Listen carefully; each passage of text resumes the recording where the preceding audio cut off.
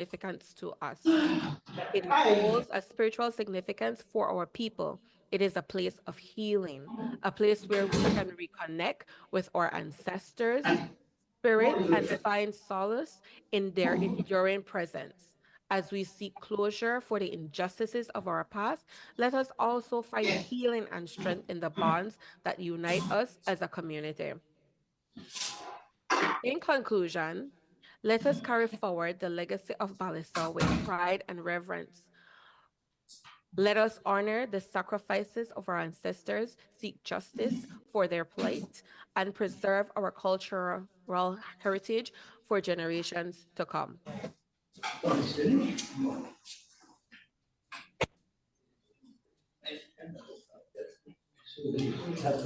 you.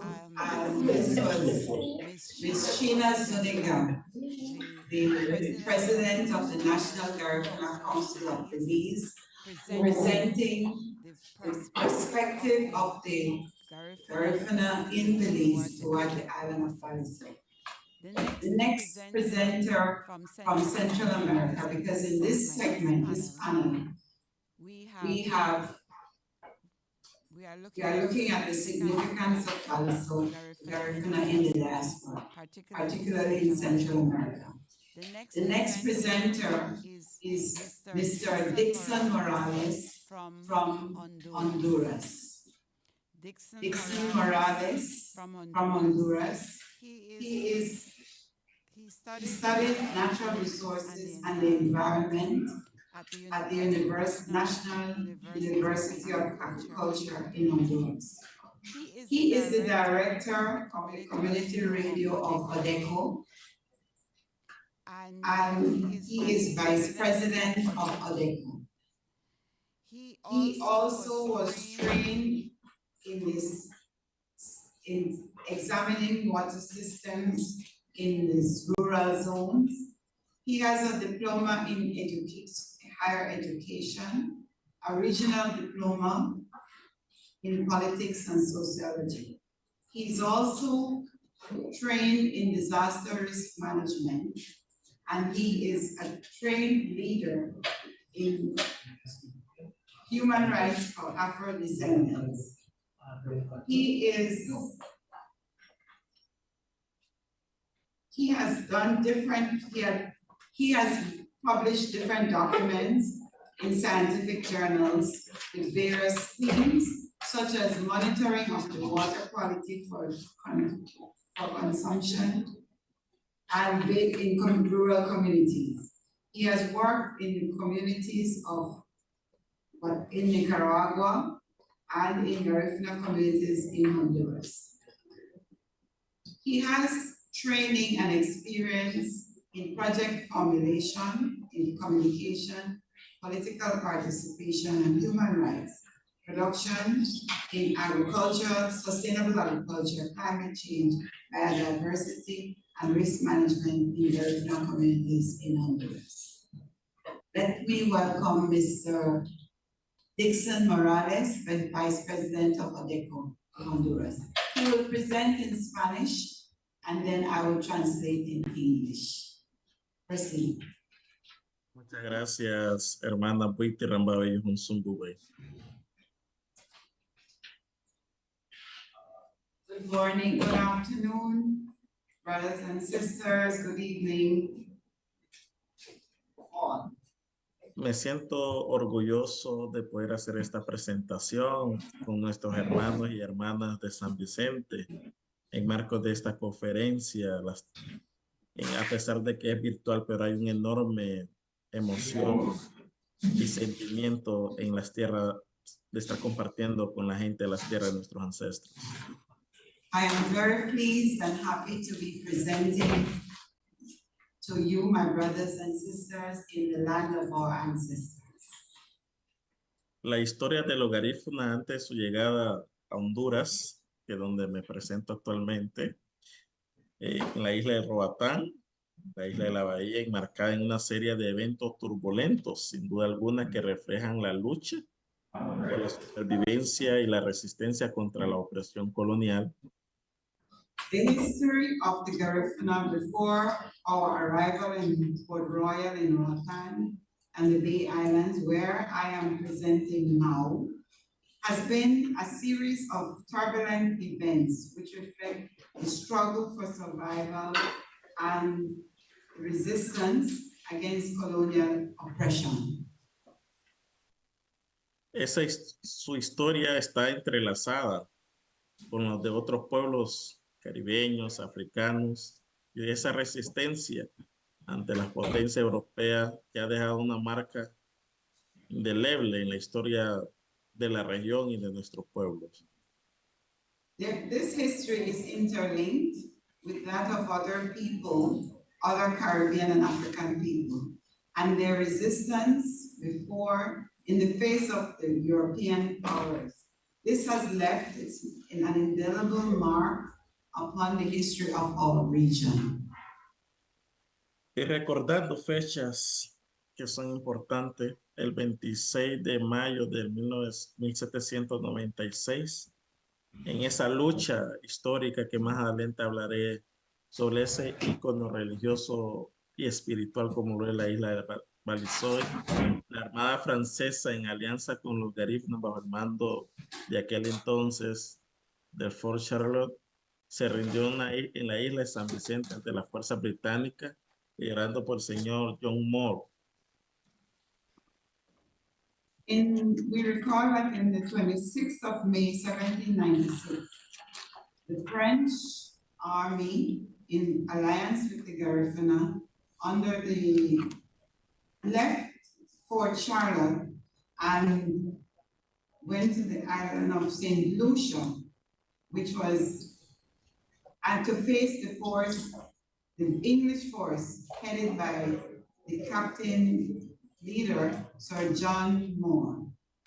Este evento sin duda marcó un punto crucial en la historia de los garínago, en la historia nuestra como garífunas, ya que muchos de ellos fueron capturados y llevados como prisioneros de guerra. Entre los prisioneros se encontraban más de 416 garífunas, así como personas de ascendencia africana y francesa que fueron trasladados al castillo de Worcester, Inglaterra, donde enfrentaron condiciones difíciles y un destino incierto en aquel entonces. Right. This was a very crucial point in the history of the Garifuna, in that many of them were captured and taken prisoners of war. Among these persons were 416 Garifuna people who were then taken to England as prisoners of war, where they were experiencing difficult conditions and an uncertain destiny.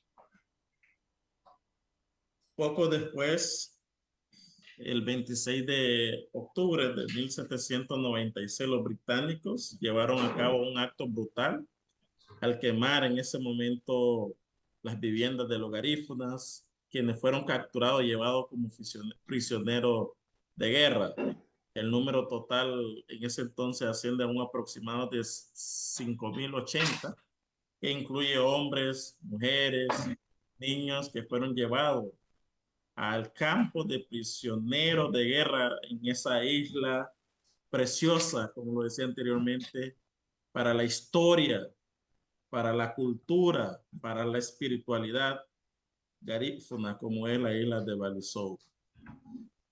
So in October, 26th of October, 1796, the English carried out a brutal act against the Garifuna by burning their houses. And then they captured a total number of 5,080 Garifuna and took men, women, and children and took them to the island of Balizoy as prisoners of war. Esta acción, sin duda alguna, representó una grave afectación a la comunidad garífuna, que se vio obligada a enfrentar condiciones extremas, difíciles, y la lucha en esa isla. This action represented a grave affront to the Garifuna community and great damage, who were then forced to face difficult conditions, extremely difficult conditions for their survival in this very hostile environment. Esta situación llegó a un extremo y alcanzó un punto crítico el 1 de marzo de 1797, cuando líderes garífunas, entre ellos Barauda, la esposa de Satuyet, el rey Satuyet, sus hijos, donde se rebelaron ante tanta injusticia en esa isla de campo de Balisón, exigiendo el cumplimiento de esos acuerdos sobre el trato prisionero de la guerra. Sin embargo, su protesta fue recibida con violencia, con crueldad por parte de las fuerzas británicas. This situation reached a critical point on the 1st of March, 1796. 1797, when the Garifuna leaders, including Barauda, the wife of Chatelier, and their children, Chatelier Jr., Duvaye, his son, Sambola, and other children, Regis, Sophie, Delcis, Durand, Pascal, and others, rebelled against the British in the camp of Balisol, demanding their compliance with the agreements under which prisoners of war should be treated. Notwithstanding this protest, the British responded with brutality to this rebellion. Los soldados en ese año abrieron fuego contra los prisioneros, ejecutando a un número sin tener la certeza, pero un aproximado de 2,000 garífunas, incluyendo hombres, mujeres, niños, con actos de brutalidad sin precedente. Como resultado, el número de prisioneros se redujeron drásticamente de un aproximado 5,080 a unos solo 2,448 garífunas, dejando a la comunidad garífuna devastada y conmocionada por la pérdida de sus líderes, lideresas, jóvenes y niños, que actualmente en la región seguimos teniendo esas afectaciones estructurales. Ya no nos matan con armas, ahora nos matan con otro tipo de desigualdad y exclusión. So this resulted, the soldiers opened fire against the prisoners and executed more than 2,000 Garifuna, including men, women, and children, in an act of brutality without precedent.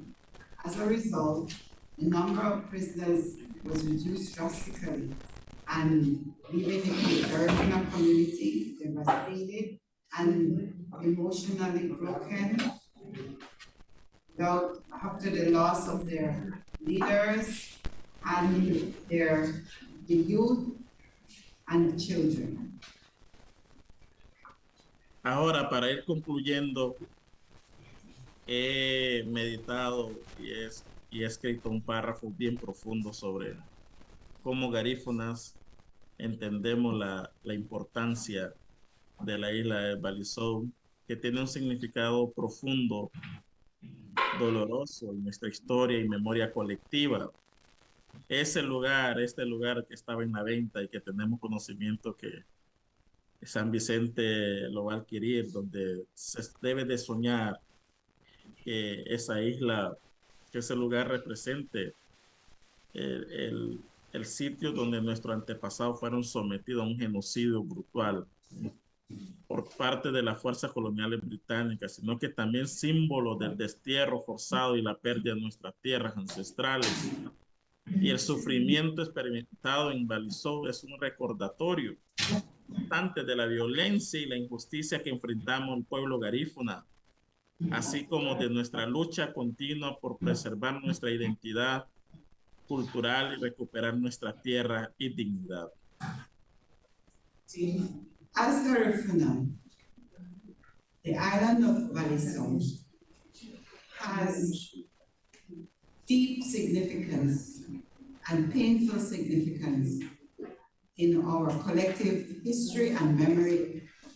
Not only represents a place where our ancestors were subjected to brutal genocide by the colonial English forces, but also symbolizes the loss of our ancestral land. The suffering endured by our people on Baliso is constantly recorded, remembered by us. And the violence and the injustice that the Garifuna people now face as our struggle continues to preserve our cultural identity and recover our land and liberty, all starting with what happened in Baliso. Por lo tanto, la importancia de la isla de Balizó para nosotros va más allá de su ubicación geográfica. Es un lugar sagrado donde honramos a nuestros mártires caídos y renovamos nuestro compromiso con la resistencia y la búsqueda de justicia. A pesar del trauma histórico asociado con el Balizó, nuestra migración hacia tierra como Port Royal, en este entonces Roatán, Honduras, representa nuestra capacidad de adaptación a nuestra determinación como mantener viva nuestra cultura y comunidad en nuestras tierras, aunque nunca olvidaremos ni dejaremos de luchar por la memoria de los que fueron sacrificados en esta isla preciosa.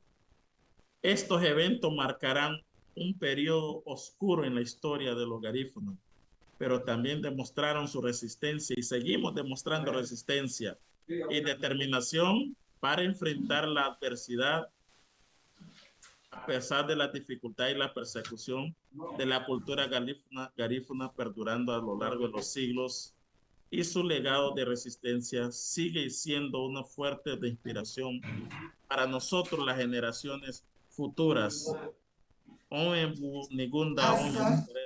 Muchas gracias a todos. As such, the importance of the island of Baliso for us goes far beyond its geographical location and its physical condition. It is a place, it is a sacred place where we honor our fallen martyrs and renew our commitment to resistance and the search for justice.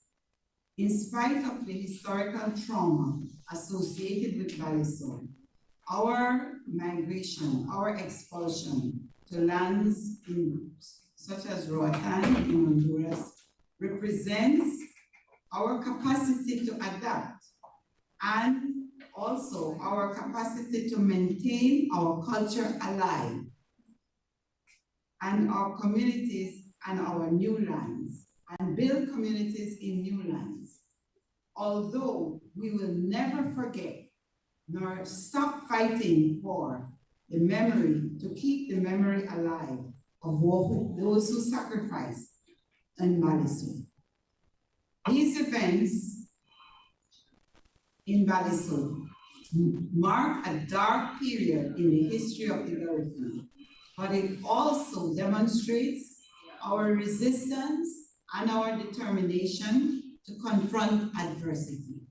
In spite of the difficulties and the persecution, the Garifuna culture has endured all these centuries, and its legacy of resistance continues being the source of inspiration for all future generations.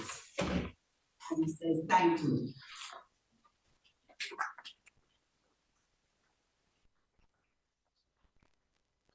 Now move to the Guatemala, where we have two persons presenting, Ingrid Gamboa and Arnold Silver.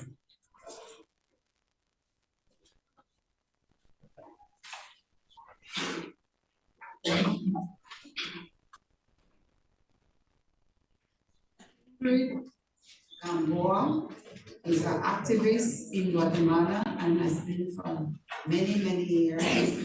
And Arnold Ciego is an activist based in New York. He's a Guatemalan, but he's based in New York. And both of them will have a joint presentation.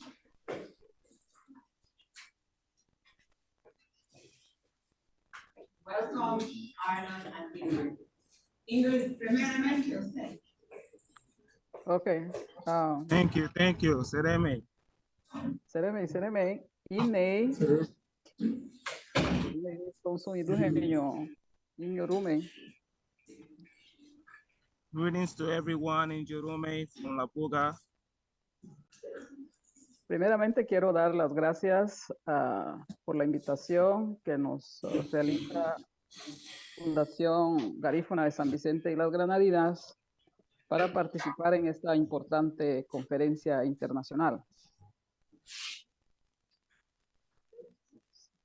Por favor, ahí con la traducción, Carlos.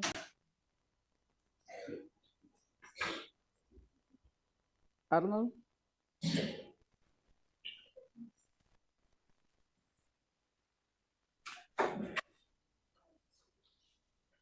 Arnold. Ingrid is thanking everyone for the participation, the invitation to participate in this event. Yeah. Sigue. Segundo, quiero que nos acompañen a un breve recorrido histórico del pueblo garífuna en Guatemala para entender un poco el contexto de cómo vivimos desde aquel exilio hasta nuestros días en Guatemala. Yes, I will first present a brief history of the Garifuna in Guatemala, so that to put a context to what we experience as Garifuna in Guatemala. 5 años después del exilio forzado de Yurume a Roatán, Honduras, 5 years after. 1797 a 1802. 5 years after the expulsion of the Garifuna from Honduras, from Yurume, from St. Vincent to Honduras. Según la historia oral y luego escrita, according to the written history and the oral history, un grupo de 50 ancestros garífunas a group of 50 Garifuna persons deciden explorar otros lugares para vivir lejos de Roatán, Honduras, decided to leave Honduras and go to another place to live. y navegaron mar abierto hasta llegar a las costas de La Buga, hoy Livingston, Guatemala. They traveled until they arrived at the coast of Livingston in Guatemala. Y lo funda Mayuru, Marco Sánchez Díaz. And the leader of that group was called Marco Sanchez Diaz. El 26 de noviembre del año 1802. And this occurred in this 26th of November, 1802. 1802. 1802. Okay. Sí, desde aquella época hasta ahora, hace 221 años, vivimos los garínagus en la costa norte de Guatemala. Since that time to now, which is 221 years,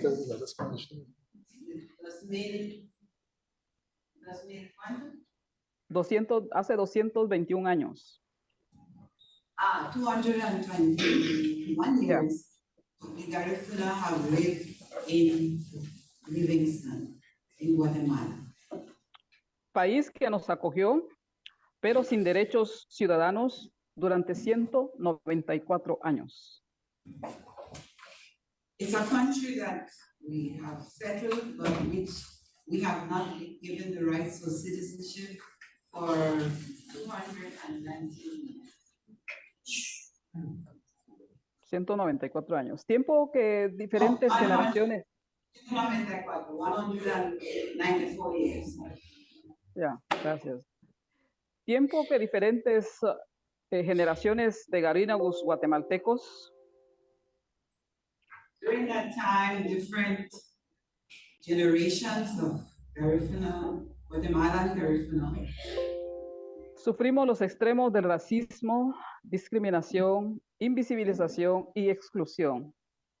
have suffered racism, invisibility, and discrimination En todos los ámbitos de la vida educativa, económica, política, social y cultural. in all the areas, educational, cultural, social, and economic. Efectos que aún perduran hasta nuestros días en la forma que nos trata el Estado a través de sus instituciones. And it affects us in the way in which we are treated by the state through its institutions.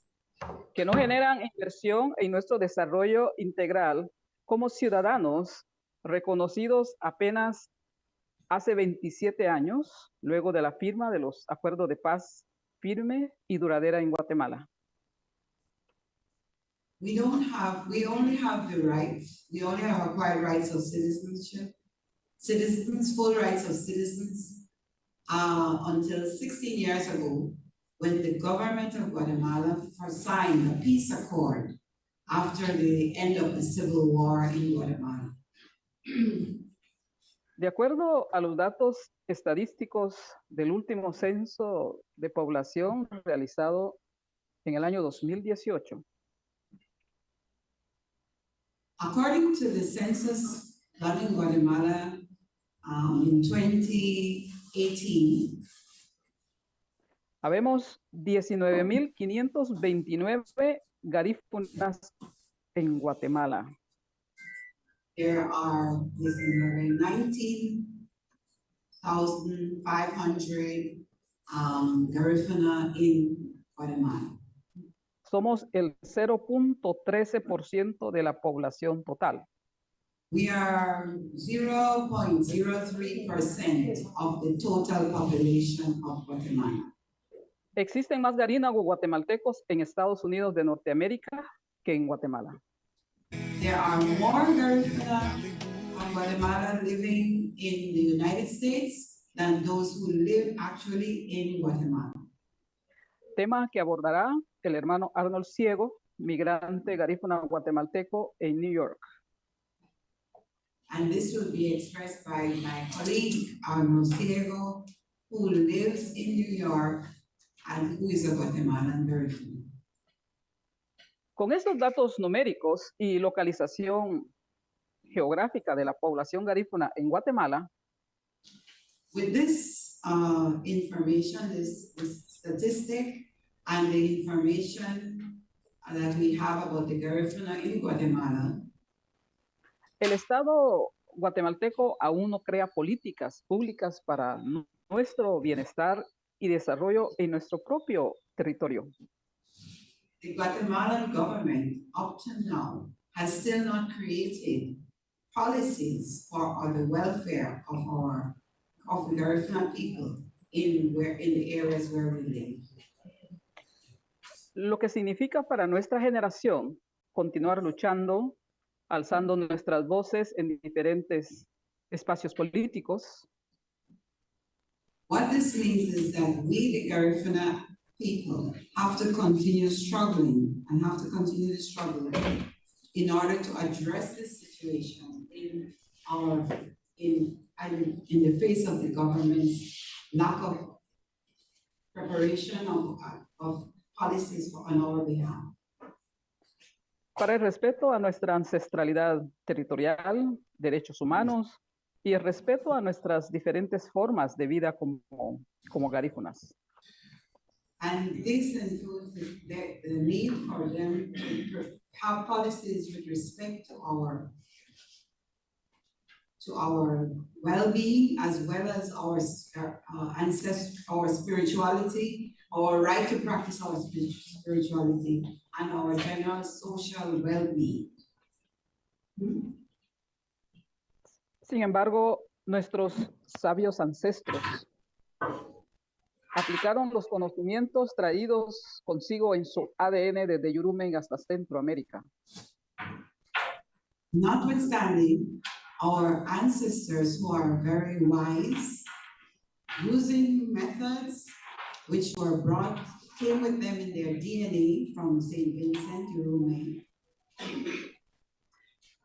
Hasta Centroamérica. to Central America. Sobre agricultura, movimientos lunares para sus siembras, sobre navegación en mar abierto, ríos y veredas para pescar. They have brought the knowledge that they have brought include their ability to read the sun, to read the moon, their agricultural technology skills, as well as the ability to understand the movement of the sun. Sobre cuidado de su salud, sobre la defensa y protección de sus tierras y territorios. And this knowledge includes taking care of their health, traditional ways of taking care of their health, as well as ways of cultivating the land. Sobre negociaciones con políticos y empresarios, aún sin contar con derechos ciudadanos. They also brought with them from St. Vincent the capacity to negotiate with authorities, state authorities, even though they were not considered citizens. Nuestros ancestros lograron preservar su lengua, su identidad, Our ancestors managed to preserve their language, their identity, su espiritualidad, costumbres y tradiciones, their spirituality, their customs, and traditions, los que heredamos hasta nuestros días. and still continue with this until today.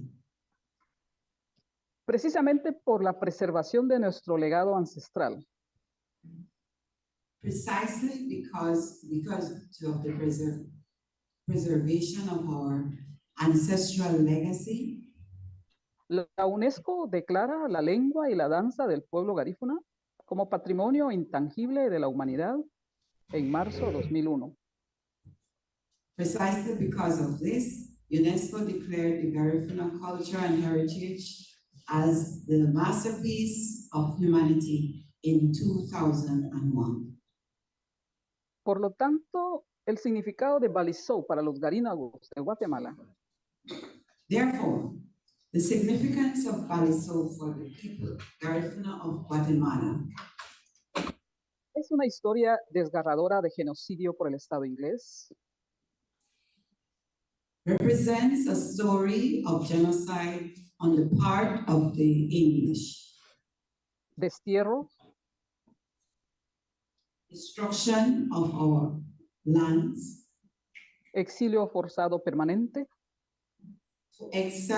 forced permanent exile, sufrimiento convertido en traumas crónicas generacionales, and this has resulted in multi-generational trauma, depresiones, depression, luchas constantes para vivir y sobrevivir lejos de nuestra madre tierra.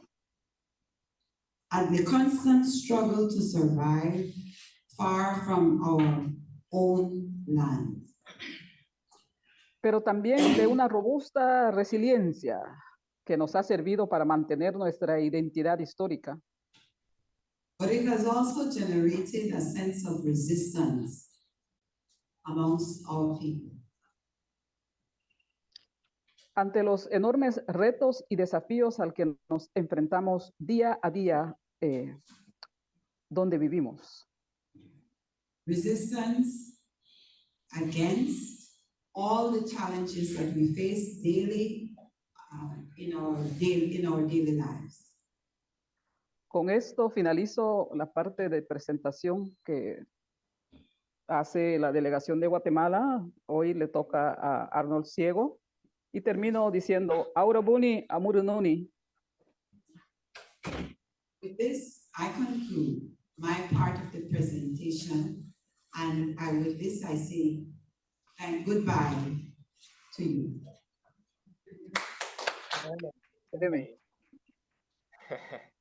Señor, greetings to everyone in the Hunsungube, Arnold Ciego. I'm currently here in Honduras, participating in a delegation where we advocate for immigrants, Garifuna immigrants. So my internet was unstable, but what a pleasure, what an honor to be part of this conference. So greetings from the Livingstone, a base organization of Garifuna from Guatemala here in New York City. So, Senyo Ingrid, sereme lau hishune, budale nugara, nagoba ha humaramba wayole, nugara bela wayano ha, lau yole gada, garina. It wasn't until I moved to the US that I started investigating my history. I first heard about Baliso. What a shame to Guatemala educational system that never included my history in its academia curriculum.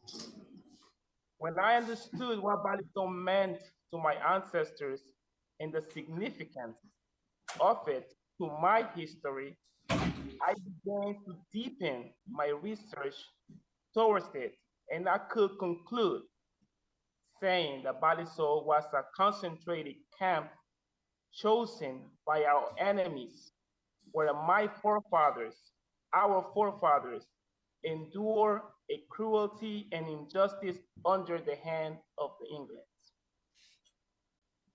I shed tears and still do, imagining the suffering my ancestors endured. I couldn't and still cannot imagine, comprehend the profound pain, but in the middle of it, they survived with the help of Bundy Baba, to whom we are grateful for preserving our ancestors and preserving us. Even in the midst of a plan that our enemy had to destroy us completely. And as a minister, I most quote the scriptures today. In the word of Joseph, the son of Jacob, what they meant for evil against us, God meant it for good in order to bring us today. And I want to add a little bit to this line. The descendant of those brave Garinagu that despise everything they have gone through, here we are, the children of their children asking for justice. 19 years before Guatemala gained independence from Spain, my ancestors, as Sister Ingrid mentioned, arrived to what we know today as La Buga Livingstone, our Garifuna territory in Guatemala. As a Garifuna Guatemalan and immigrant in the US, I can only say that Guatemala has failed to us as a Garifuna. Over 80 years ago, we started getting forced, listen to this, forced to flee La Buga due to many reasons. I can mention internal civil war that affected us drastically as people, as well lack of job opportunities and many other factors such as systemic racism that denies basic human rights to Guatemala, Garinagu. Even though we contribute to its independence and still contribute to many other areas like sport, science, medicine, culture, etc.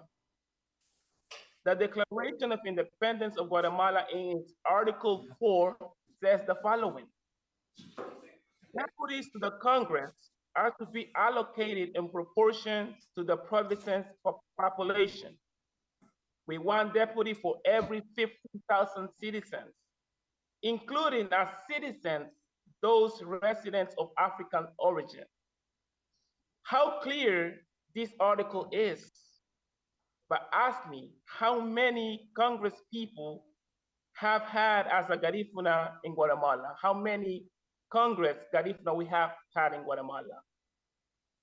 In its 203 years of independence, 0 Garinagu has represented us in the Congress of Guatemala.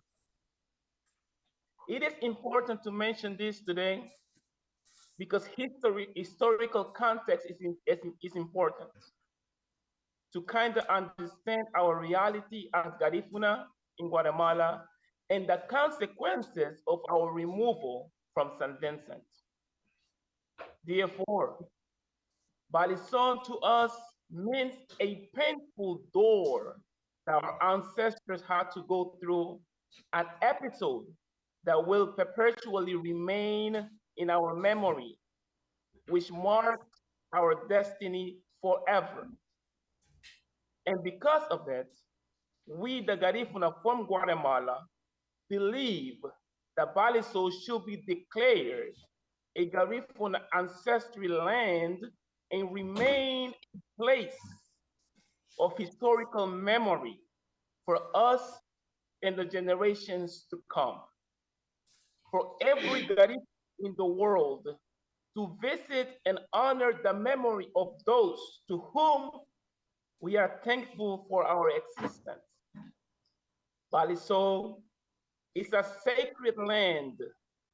There rest the bones of more than 2,000 Garifuna ancestors that were planted for us to be alive today.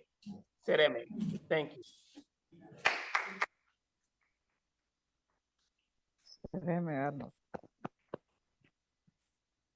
I just want to open the floor for a few questions. If you have any questions for any of the panelists on Zoom, we have some minutes if you want. We have Guatemala, we have Belize, and we have Honduras. Up to Nicaragua. Nicaragua was online but had to leave. So she's not present. She may come back. But you have got a sense of hearing our brothers and sisters from Central America and heard directly from them how they feel about St. Vincent and in particular about Balisong and the trauma that they experienced.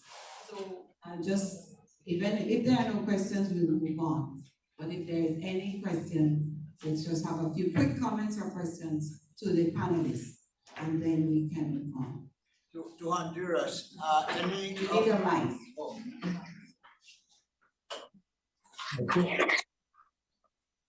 And we have the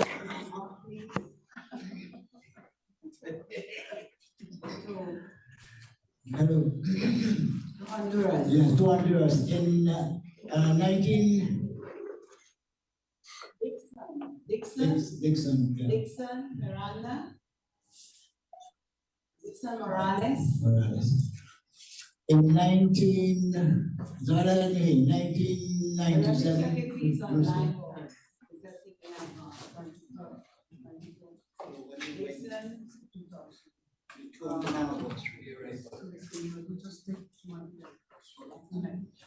Check the electoral.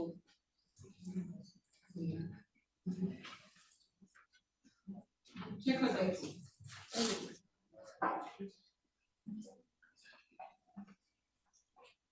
Hello? Hello? I am not seeing anyone come on.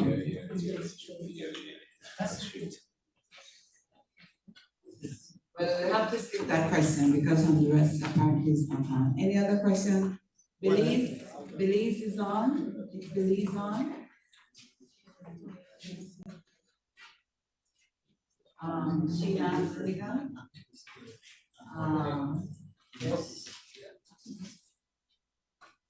Is Sheena on?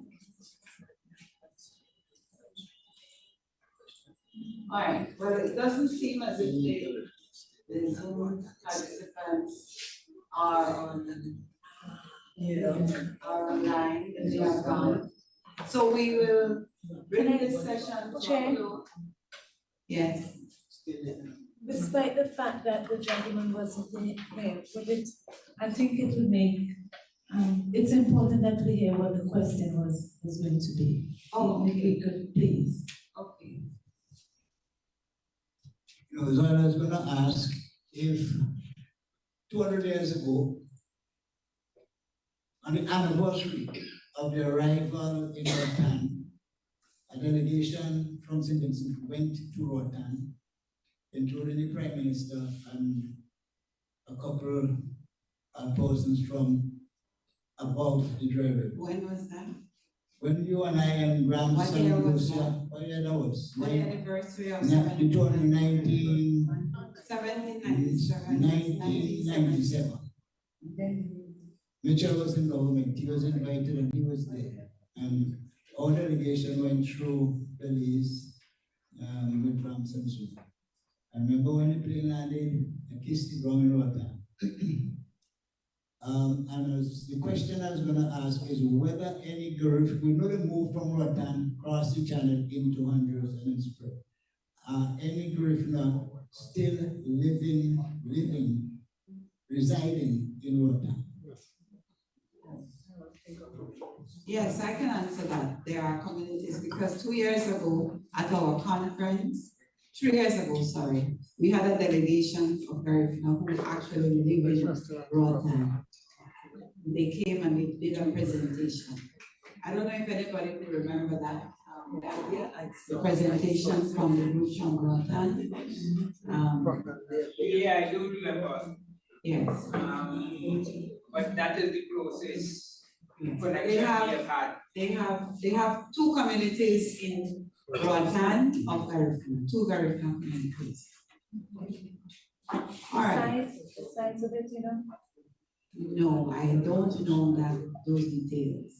There's a YouTube video that features communities in Roatan, and there's a beautiful restaurant and a lady who promotes Yes. Garifuna culture. I think that those are the same people who came 2 or 3 years ago. All right. Well, thank you. Mr. Chairman is now back. He can take over his duties.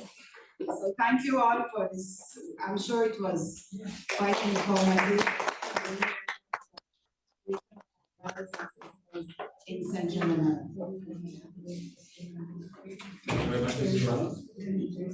Good afternoon, everyone. Good afternoon, everyone. Are we still here? Come on, just turn to somebody and smile and tell them I'm still here. Tell somebody I'm still here. Yes, tell somebody I'm still here. We've been here all day, right? Oh, you're telling me you're still here. Oh, I see you, I see you. As we move to this last segment for today, I would like to introduce to you a very special lady. I had the privilege of meeting her a couple of minutes ago. So our friendship go all the way back to like 10 minutes ago. Professor Esther D. Nunez. Dr. Esther Dawn Nunez is an experienced teacher and motivational speaker, building upon her decades of diverse life experiences. Since 2006, Dr. Nunez has taught courses in the Department of Social and Behavioral Sciences at Medgar Evers College of the City University of New York, encompassing political science, American government, international relations, sociology, critical issues in society, world civilization, growth and development of the United States, anthropology, and social science in the classroom as well as online. Dr. Nunez's professional philosophy is grounded in collaborative socio-cultural research. She has partnered with colleagues for events such as making cultural connections in the diaspora, and with the partners of Garifuna Heritage American Foundation. She played a leading role in hosting the 6th annual Garifuna Community Forum at Medgar Evers College in May 2008. She spoke at the April 2013 Folk Festival at Rutgers University, New Jersey, highlighting historical milestones in the evolution of the Garifuna people. Since November 2010, she has contributed to various conferences on the preservation of the Garifuna culture held in New York, Los Angeles, California, London, Trinidad, Cuba, and St. Vincent. Her paper on the Garifuna in Central America, the African Caribbean influence, was presented at a conference on the Santa Rosa First People at the University of Trinidad in October 2015. Professor Nunez was interviewed on live radio on Garifuna Women Leaders at the Caribbean Research Center of Medgar Evers College to commemorate 200 years of Garifuna survival during the November 19, 2015 celebration of Garifuna culture. She contributed to the study titled Reigniting the Ancestral Fire, Legacy, Tradition, and Heritage of First Peoples, published by the University of Trinidad in 2017.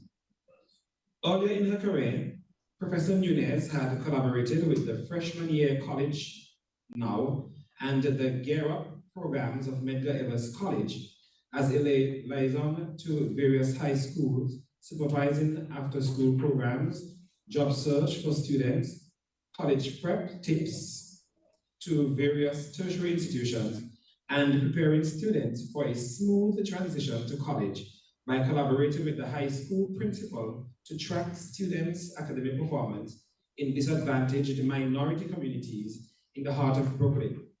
Dr. Nunez had also worked at the Manhattan offices of the Harlem Children's Zone as coordinator of after-school programs, leading initiatives which challenged youth to perform at optimal standards in their pursuit of academic excellence. Dr. Esther Dawn Nunez is a Garifuna indigenous woman born in Dangriga, Belize, Central America, and has lived in New York City since her early teens.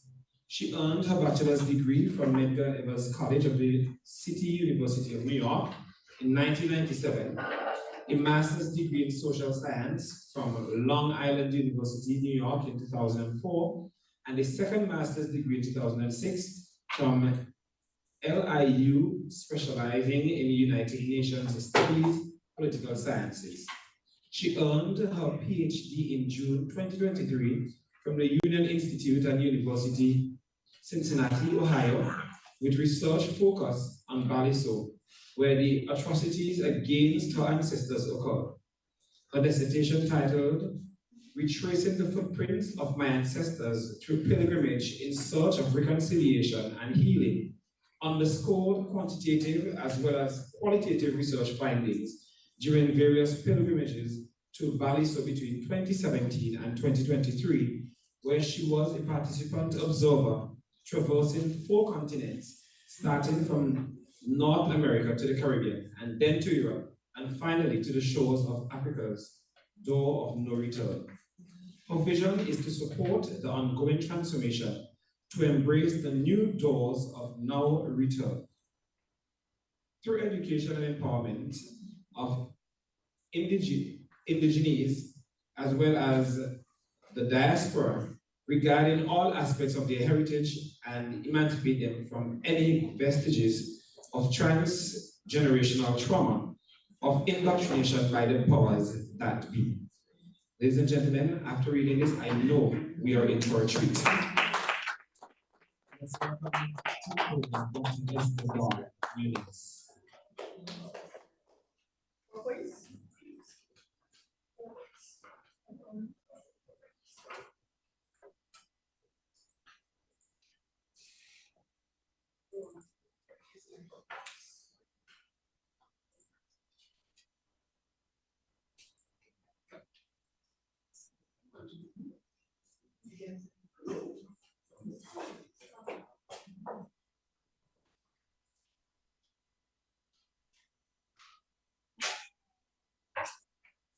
to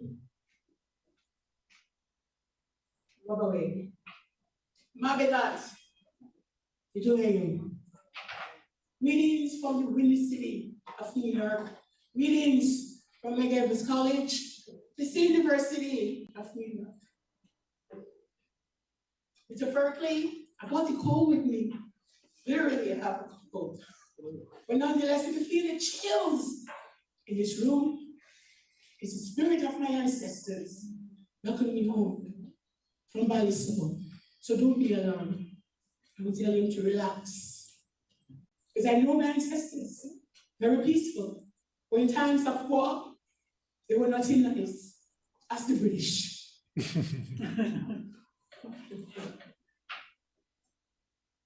Libation for those who have transitioned into the ancestral realm. Bishop Larry Nicasio, who was one of our pilgrims here in 2017.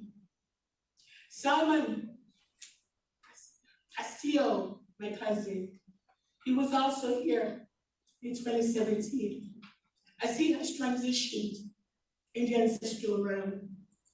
Del Mendez, my sister's best friend, and family and cousin, Shitu, has transitioned into an ancestral realm. I say, Sereme, I say, Ashe. And then shoulders, recline. Ashe. Ashe. And for all the ancestors who went before us, I say, Ashe.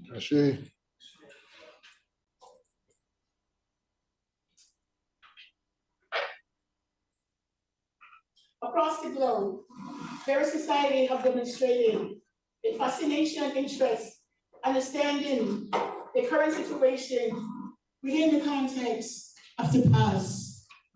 In essence, society across the globe, societies across the spectrum, use the ideas in regards to what had transpired within the context of the society.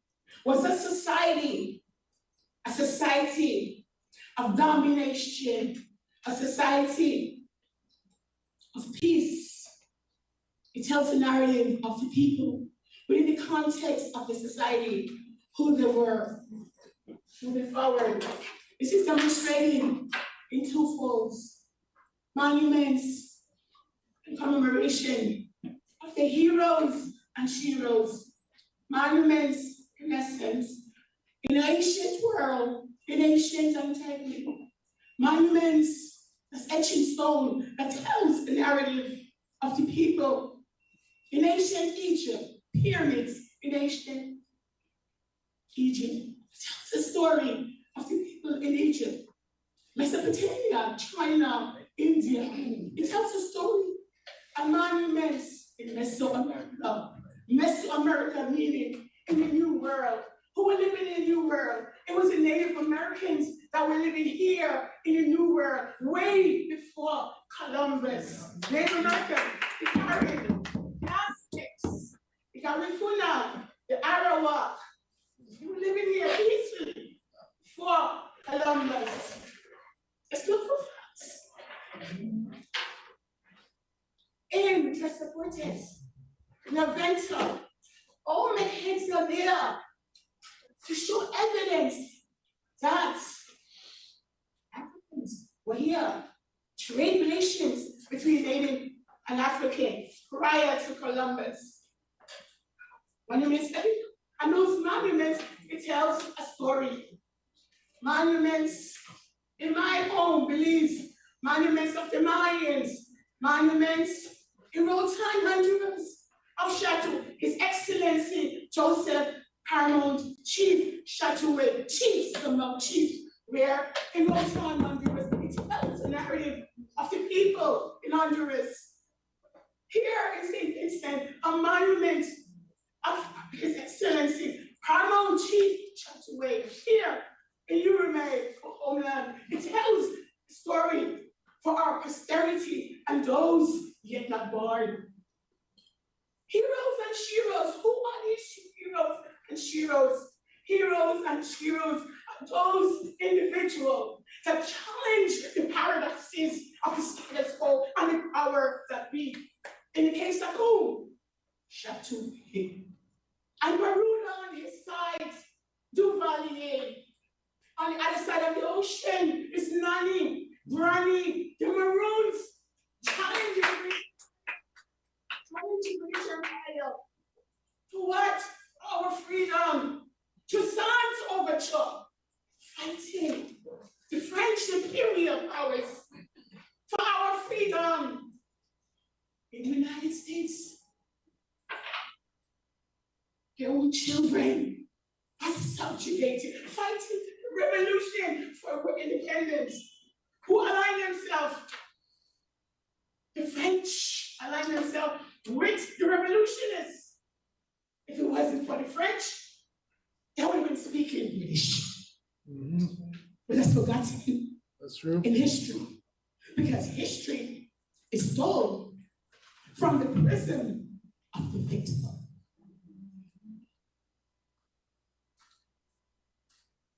In the United States, 60s and 70s, African American, I refer to as our cousin. Our cousin, why? Because we were dropped off in St. Vincent, those enslaved coming in St. Vincent who interacted with the Caribs and the Arawak. Those who were free, there were free blacks in St. Vincent. They came before Columbus by islands by certain theory, solidified this concept. They were here, free blacks, here in St. Vincent.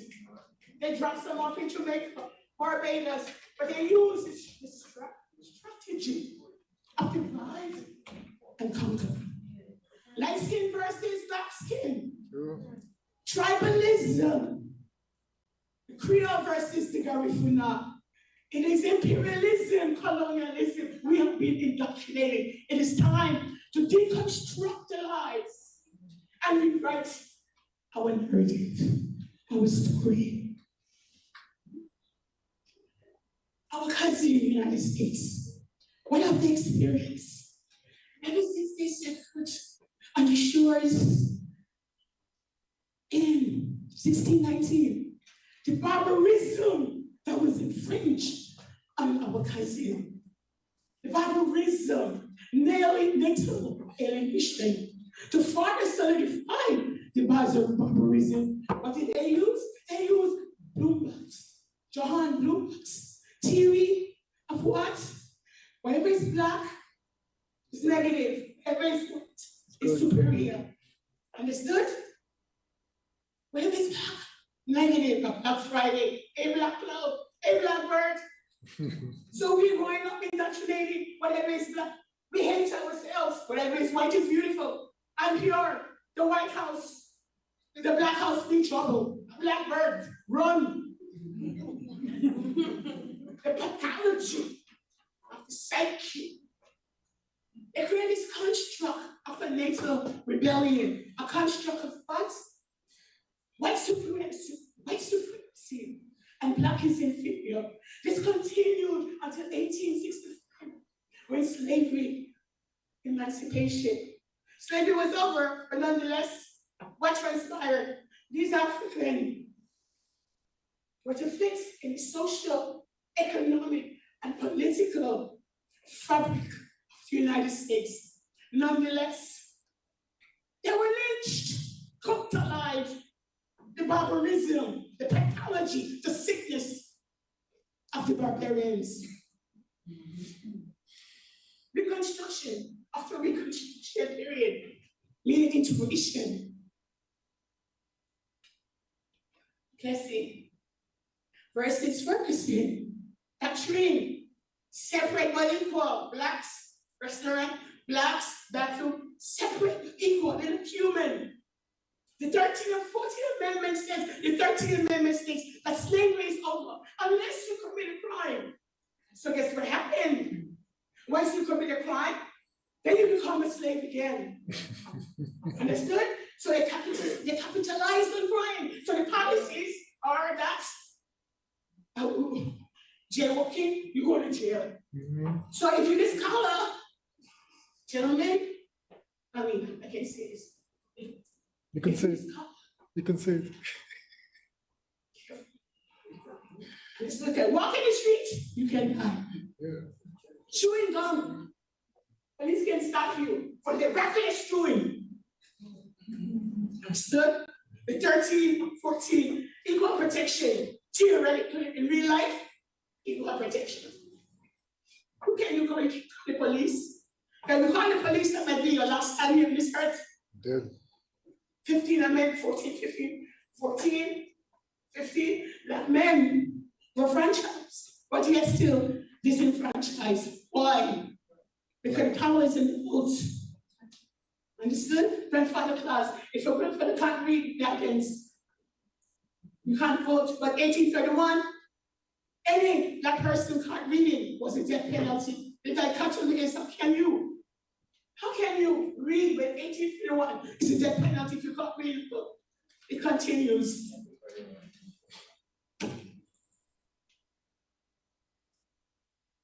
Finally, introduction. A best day in the United States. That's returning back a revolution. You can suppress the people, they will find out. Ash, shut away. Moving forward. Alex Haley wrote a saga, Roots, to a page.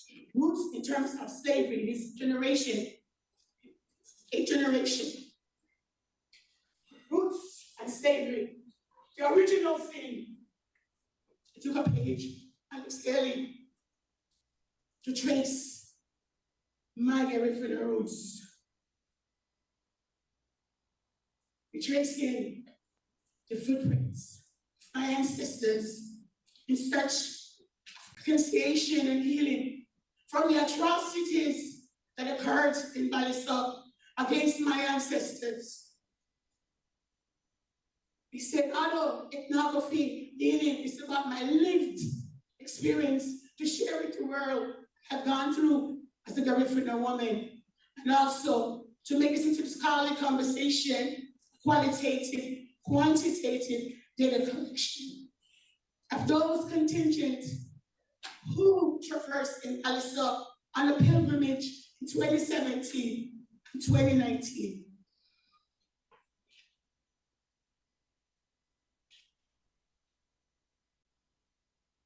The self-position, why I wrote this dissertation, self-position, growing up in Belize. Once again, identity politics. We get rid of people who dispossess from our island St. Vincent, but nonetheless in Belize, we were treated as the underdogs of Belize. We were called certain names and stigmas for being Garifuna. In our enclave, we were strong people in our enclave, in our community. We sustained and maintained the culture. But outside of our community, when we go to these institutions, they dictate to us who we are. We couldn't practice or speak our language. We couldn't practice our music, our drums. Of course, I couldn't discuss my ancestors because then I was considered diabolical and evil by the missionaries. Upon my arrival to the United States, now I'm considered Black as opposed to Garifuna. What is Black? It's either if you're from the Caribbean, Jamaica, wherever you're from, you are the other. So if you are in Creole in Belize and you're superior, well, join me now, we all the same boat. We are Black. It doesn't matter.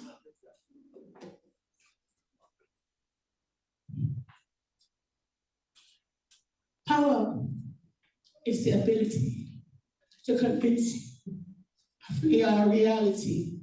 If someone can convince you and tell you who you are, then you're a slave because they have power over you. Because race is just a social construct. that was designed to subjugate a people. It doesn't exist. But nonetheless, race permeates. Yes. And it was this race that they used to build Western Empire, our cousins.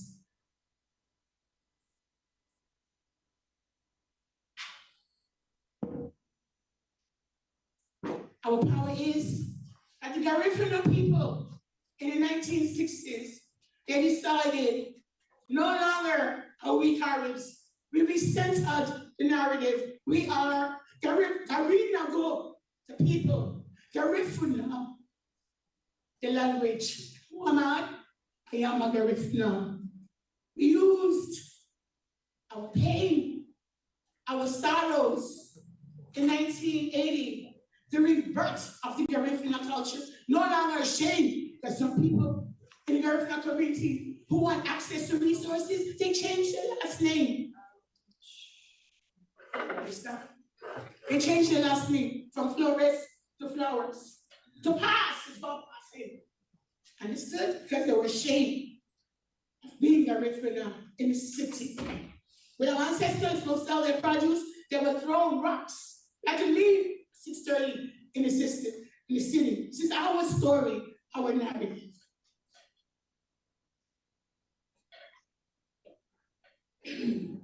Today our songs to release the artists. One of the song I love and favorite song was Malate Isame. You can't buy love. You can't buy love. It doesn't say Garifuna. I love that song. My mom loved it. You can't buy love. It doesn't matter. If someone don't want you, they don't want you. I can tell you about it. It doesn't matter. Cook the best food, the best Garifuna food. If they don't want you, they don't want you. The rest of us are so different. So you can't buy love. The other song was Subas. I love that song, Subas. It speaks about the Garifuna women in the early 60s, who was 4 years old, who worked in the citrus industry. Early in the morning, these women would go to the at 4 o'clock, the whole town is alive. The whole town is comes to life. Why? Babies, women, they live. Hey! Supers. Loud laughter from these women. That was my favorite song. Supers, women who are laughing, or not what? Laughter. So resounding. These are different women. Those are my favorite song. Lastly, focus on Balisa. What is Balisa? This is the highlight of my investigation. Balisa. Once again, let me reiterate. It's the epicenter where the atrocities against my people hurt from starvation, disease. Balisa was considered a door of no return.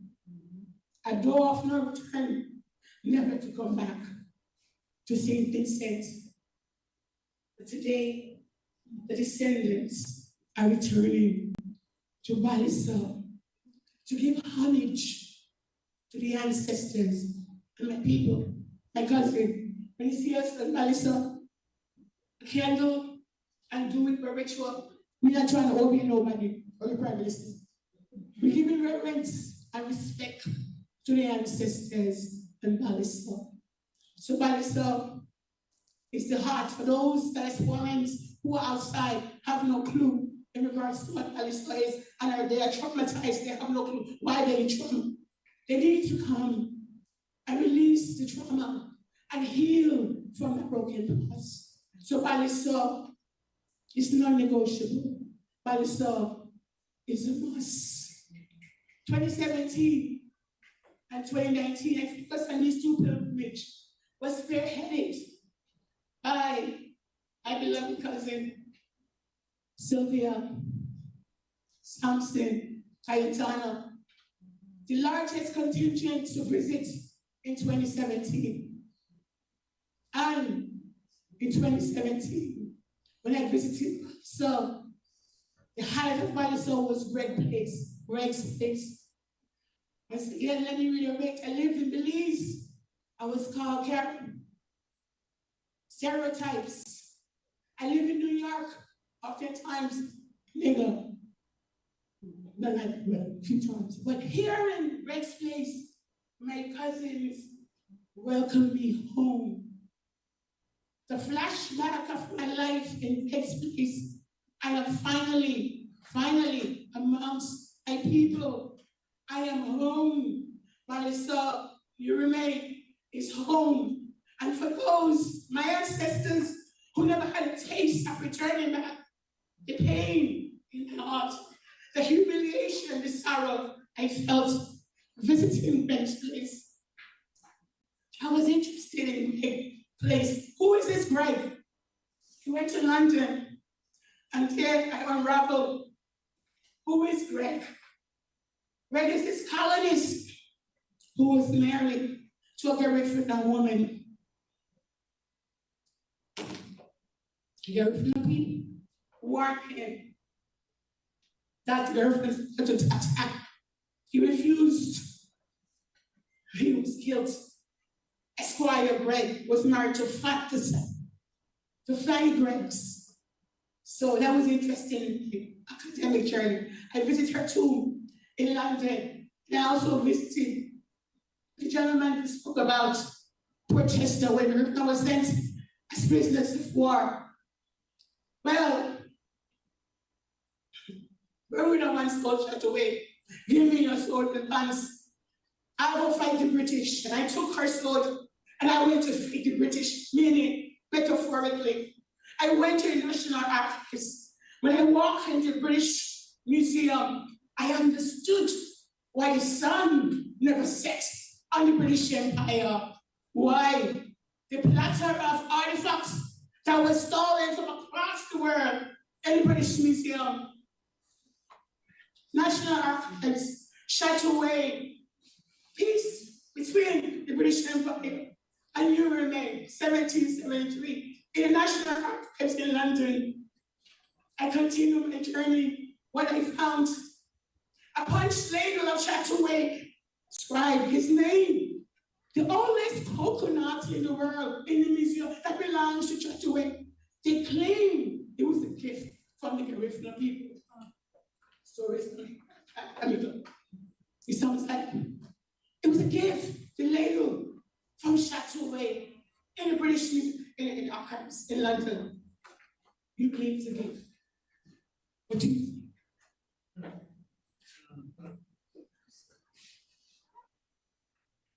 This is in London.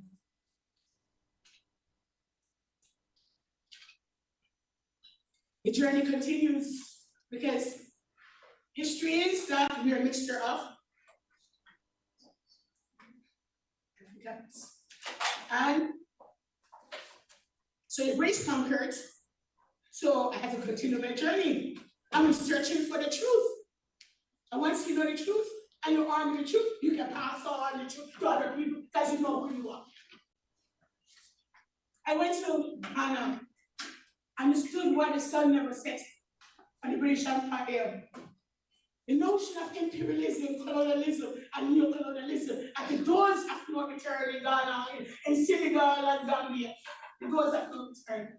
Where our ancestors, all of us in this room, sent hidden Americans. Imagine when I got to the door of no return in Ghana, when I looked, went in those dark, dusty dungeon, I felt the pain of my ancestors, the tears.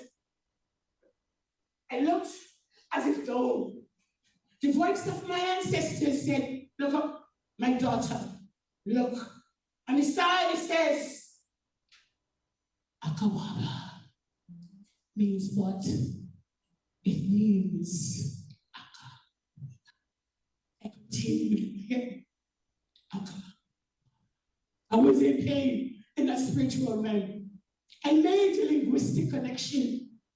Waba in Garifuna means home. Akawaba. Waba means home. That is a tree. Akawaba.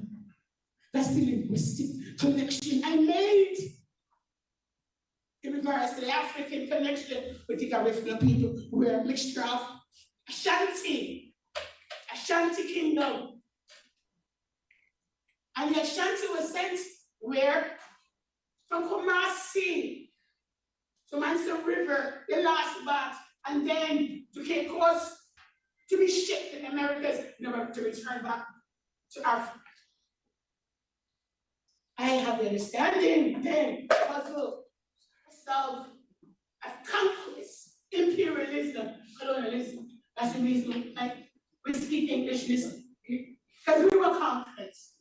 Our religiosity, we love Jesus, we love our own ancestors. We believe we underscore Jesus and their religion as opposed to our ancestors, because we are indoctrinated. Whatever is black is negative, whatever is white Jesus is doing. I'm not saying that. Because God is your image and likeness, what you believe him to be, or perceive him for her to be. Understood? That's what religiosity is.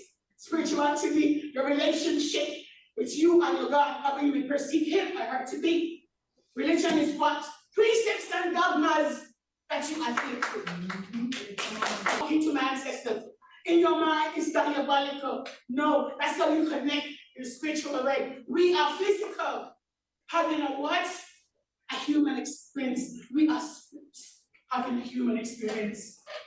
Spirits having a human experience. That's why sometimes you can feel the energy. We are energy. If it's positive, if it's negative. Energy. Understood?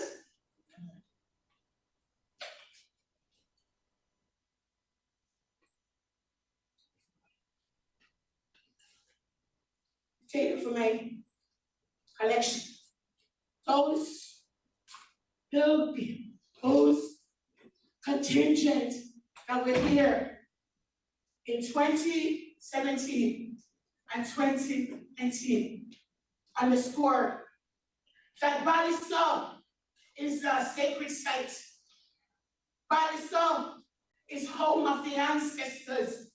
Baliso is now a conversation in the Garifuna community and outside of the Garifuna community. So Baliso, for my dissertation and my finding, is the connection to the rainbow. Baliso, Rainbow Baliso, 1909. Archaeological alert findings of people, the story of the Garifuna people. On Baliso, and made me cry in my research. My people feel for the experience my ancestors endured by the hands of the British. My conclusion is that bring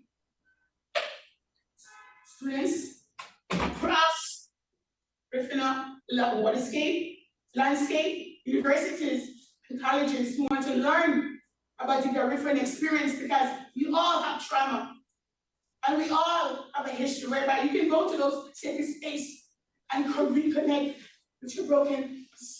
Imagine going to Ghana, all of you in here. Imagine going to Senegal, all of you in here, and reconnect with your broken past. What happened? You are transferred. You see me as what? As your sister. I am. We are cousins. Thank you.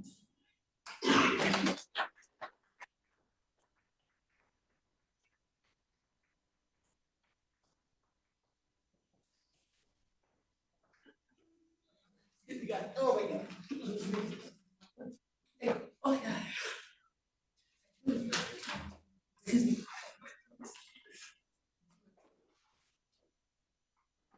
Excuse me, guys.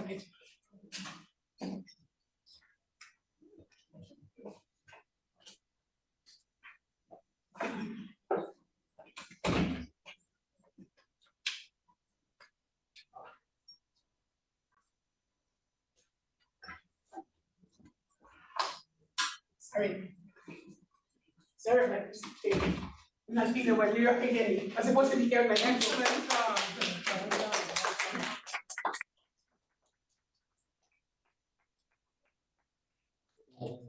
Indeed, an excellent deliberation. What do you say? Excellent, right? Felt the energy and the passion there. And of course, learned a lot. Our final presenter for today, I know you're paying attention to your program, but we will not hear from Professor Anna today. She's unavailable, but we'll. Oh, she's there.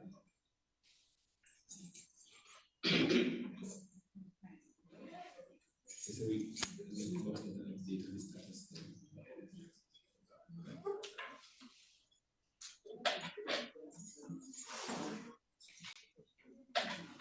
So I was informed that we do have a delegate from Nicaragua whom we were unable to make contact with earlier. So I am just awaiting confirmation from headquarters so that I would know the order.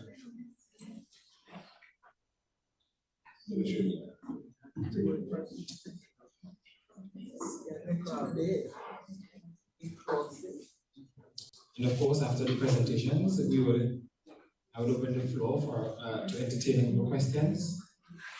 And I know you have a lot to contemplate on, even as you have listened to Dr. Nunes.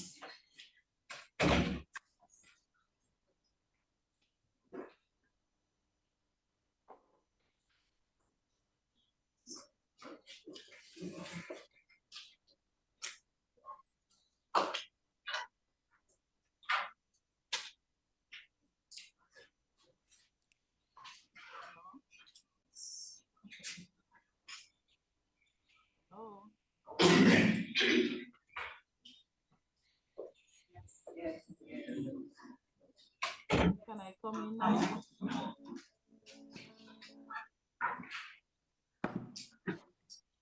All right, so permit me to read this short citation. Anna Philippa Wojciech is Professor of Law, the Faculty of Law and UNESCO Chair of International Law and Cultural Heritage at the University of Technology, Sydney. She is the author of International Law, Museums and the Return of Cultural Objects, Cambridge, at the Cambridge University Press, 2006, second edition, forthcoming, and the editor of Oxford Handbook on International Cultural Heritage Law with Francisco Francioni, Oxford University Press, 2020.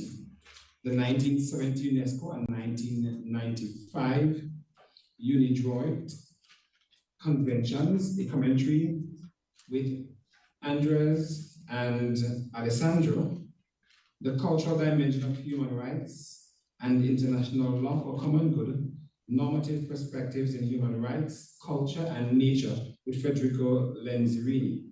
She is co-general editor of the University of Oxford Press book series, Cultural Heritage Law and Policy, and commentaries on international cultural heritage law, and chair of the advisory board member of the International Journal of Cultural Property, and also president of the International Cultural Property Society.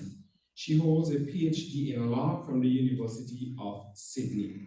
Ladies and gentlemen, I present to you Professor Anna Philippa. Thank you very much, Chair, and I'm very, very grateful for this invitation. I know it's been a long day for you all, and indeed I was messaging with Ziola to ask whether you would be happy to have the PowerPoint with audio rather than extend your day further, especially after those powerful speeches. To end it with law is probably not the best way to end your day, but hopefully you'll find some of this informative and also to guide some of your work about what to do with this very, very important place in the hearts of the Garifuna people. So thank you to Mr. David Williams and Zayola Ellis and the Garifuna Heritage Foundation for this kind invitation and helping me to begin to understand the tragedy that befell the Garifuna people in the late 18th century and the spiritual importance of Baliso as a final resting place for so many. And indeed, the interventions of my panelists, colleagues, further reinforces this. The title of my talk reflects the initial invitation to consider how this site may be protected now and into the future.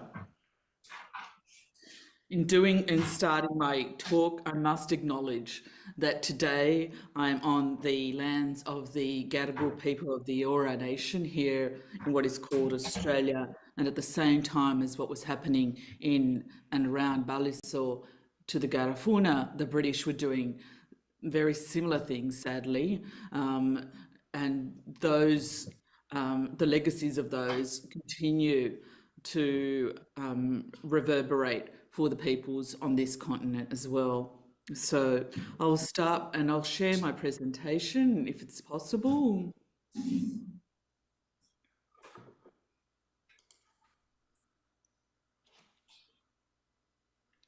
Would I be able to share the PowerPoint?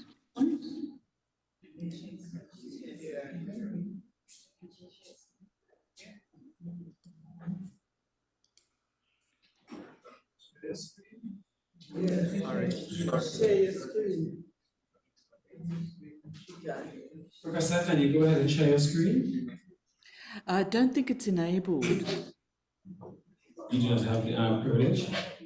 I will share, I'll put it on my, I don't think the sharing has been enabled.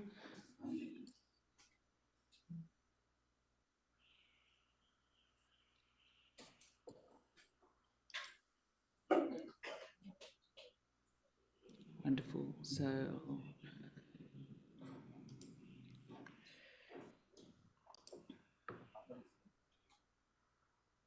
You should have host privileges, yes. Wonderful. Thank you very, very much. Yes, we see. Thank you. So the talk will be, and again, I'll try and keep it as brief as possible, in 3 parts, looking at the possibility of World Heritage listing, then how this is covered under the UN Declaration on the Rights of Indigenous Peoples and Human Rights Law, and then more broadly how it fits within the reparations claims that are being pursued within this context in relation to the legacies of colonisation. And we know that a number of the speakers have already touched upon these issues. Firstly, let's have a look at the World Heritage List, and what I will look at is the objective of World Heritage and under the World Heritage Convention, the pros and cons, this idea of the sites of memory, which has become very highly contested in recent years, and other possible pathways which have been suggested instead of the World Heritage Convention. Under the World Heritage Convention, listing is required or is attracted to items which are internationally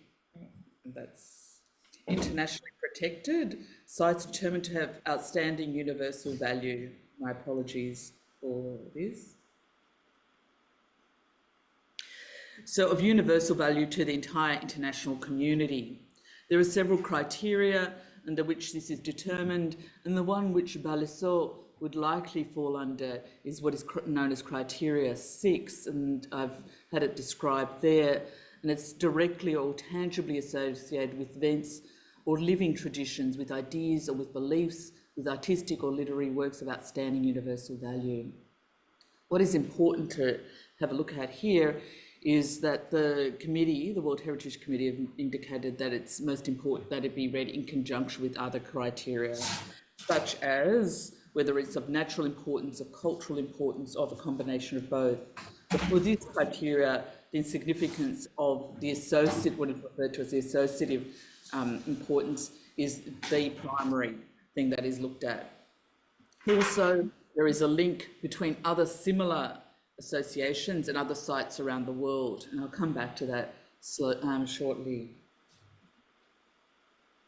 The pros in relation to World Heritage recognition or listing is that it gives it international recognition and therefore attracts international assistance, and also the idea of conservation. And I know that the Balasso some years ago was potentially going to be sold, and so this, under the World Heritage regime, would be prevented, or at the very least, if it was on the World Heritage list, it would mean that it would be a site on the endangered list, or indeed removed from the World Heritage list. And a lot of countries see that as a negative, as a punishment. So it sometimes is seen as a deterrent. The cons in relation to the World Heritage list is that it is invariably, like all treaties, led by states. So it's just dependent on St. Vincent and the Grenadines leading this in relation to making sure that they put the site on the tentative list and then pushing it through in relation to inscription. And we know that St. Vincent is actually on the World Heritage Committee at the moment, so that certainly would be a additional capacity and able to push that forward. One of the negative aspects of it, though, is that it fixes the site depending on that universal value. So it's often seen as a negative in that external experts, but whether they be from INCROM or IUCN or ICOMOS, determine the value, and they oversee that ensures that that value continues throughout to ensure the protection of that outstanding universal value. The other negative, and there are numerous negatives as it's coming out in relation to the World Heritage listing, is that it attracts an international profile and therefore an increase in tourism. And we've seen this as a major negative in a number of sites around the world.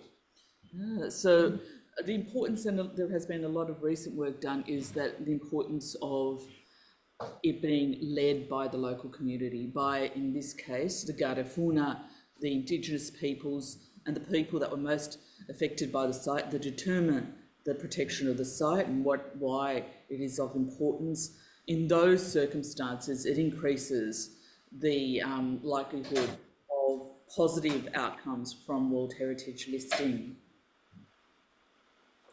Having said that, what has become clear is that there has been an increase in the number of sites, what I've referred to as sites of memory, being proposed for inscription on the World Heritage list. And the World Heritage Committee had always said, when this criteria was established, that it would be only in exceptional circumstances, so standing as a symbol for a series of similar sites, not a standalone. And more recently, with the listing, the proposed listing of World War I sites and World War II sites in Europe, this has been seen as a challenge to the World Heritage process.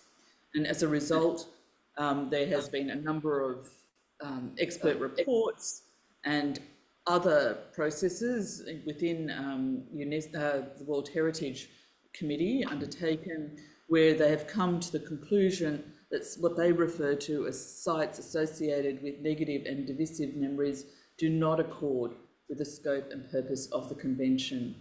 And I'm happy, and I would actually like, if we have time, to come back to that conclusion at the end of my intervention, because in some ways I think many of the talks this afternoon at the conference have brought to bear the significant division between what the World Heritage Convention is, how the World Heritage Convention is being interpreted by experts, and how it is being seen by people on the ground, such as the Garifuna and the potential listing of Balasso. So instead, what they have recommended is the potential for a listing of such sites by the Intangible Heritage Convention. And we've seen, as Madame Gambon has referred to the listing of Garifuna language, music and dance under the Intangible Heritage Convention, and it's much more flexible. It actually recognises human rights law. It also specifically refers to the participation of Indigenous peoples and local communities in listing processes and the management of the particular thing that has been inscribed. Also, the UNESCO Programme for Memory of the World, which is much older than the convention itself, the Intangible Heritage Convention, and this has certainly been used by Indigenous peoples around the world, including in my own country. And more specifically, what these experts in relation to the review of sites of memory have said is the importance of the International Coalition of Sites of Conscience and their processes as maybe a precursor to listing on the World Heritage Convention list. What I would like to emphasise is for you to consider other pathways, perhaps even broader than that, is the important work, as you know, done in relation to the UN Declaration of the Rights of Indigenous Peoples. And here I'll look at Article 12, which is specifically referable here. The work exceeding that of the Working Group on Indigenous Peoples and the expert mechanisms, recommendations more recently, the importance of implementation and the proposal for an international instrument. Article 12 of the UN Declaration says specifically that Indigenous peoples have the right to manifest, practice, develop and teach their spiritual and religious traditions, customs and ceremonies, the right to maintain, protect and have access in privacy to their religious and cultural sites, the right to use and control their ceremonial objects, and the right to repatriation of their human remains or ancestral remains.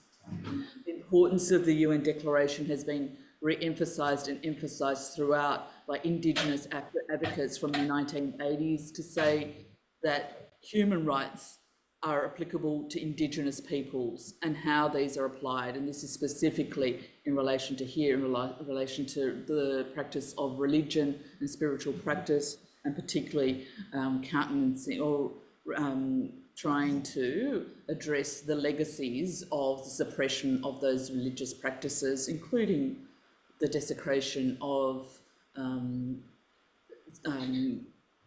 graves and so forth during colonisation. The importance of all of this has been emphasised across the board since the 1990s by the Working Group on Indigenous Peoples with their principles and guidelines on heritage of Indigenous peoples, to more recently the expert mechanism and their recommendation.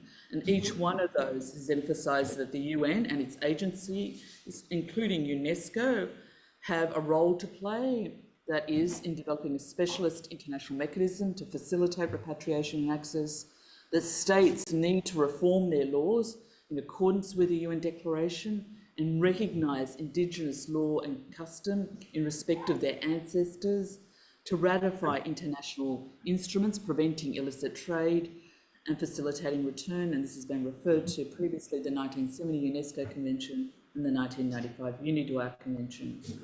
They have also said that museums, universities and collecting institutions need to respect and uphold the UN Declaration, the rights contained therein, and also in respecting Indigenous law and custom. And in this circumstance, and this has been referred to in relation to by other speakers, is the importance of archives and other museum collections in restoring knowledge of what occurred and writing the historical record.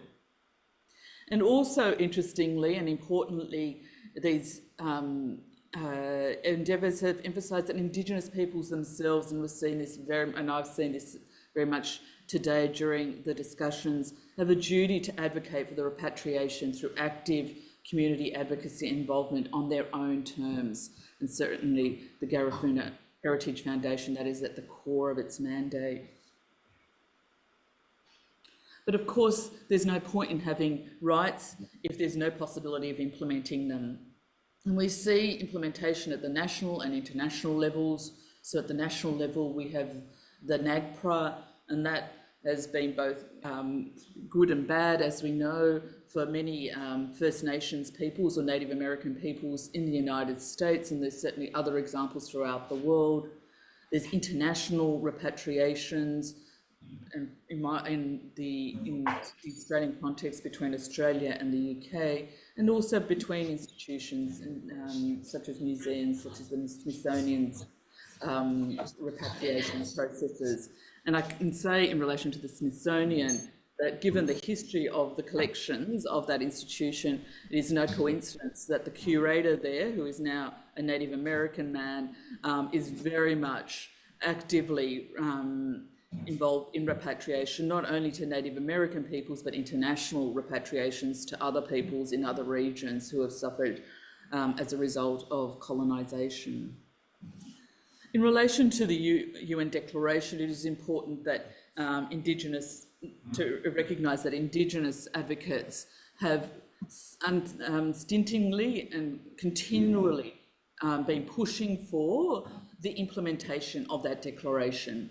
I know that many states, including Australia, but also the other states, even though the United Kingdom was silent during the adoption of the UN Declaration in 2007, that is, that it didn't actively vote against it, it was silent. If you read what their representative said, it was effectively agreeing with those other countries that voted against it. And so the importance of the UN Declaration and recognition that it isn't just soft law, that it is binding law in many of its aspects. It needs the importance of a mechanism to implement or oversee implementation has been recognised by Indigenous advocates, and that fight goes on. And we know that now before the expert mechanism, there has been a push to adopt an enforcement mechanism.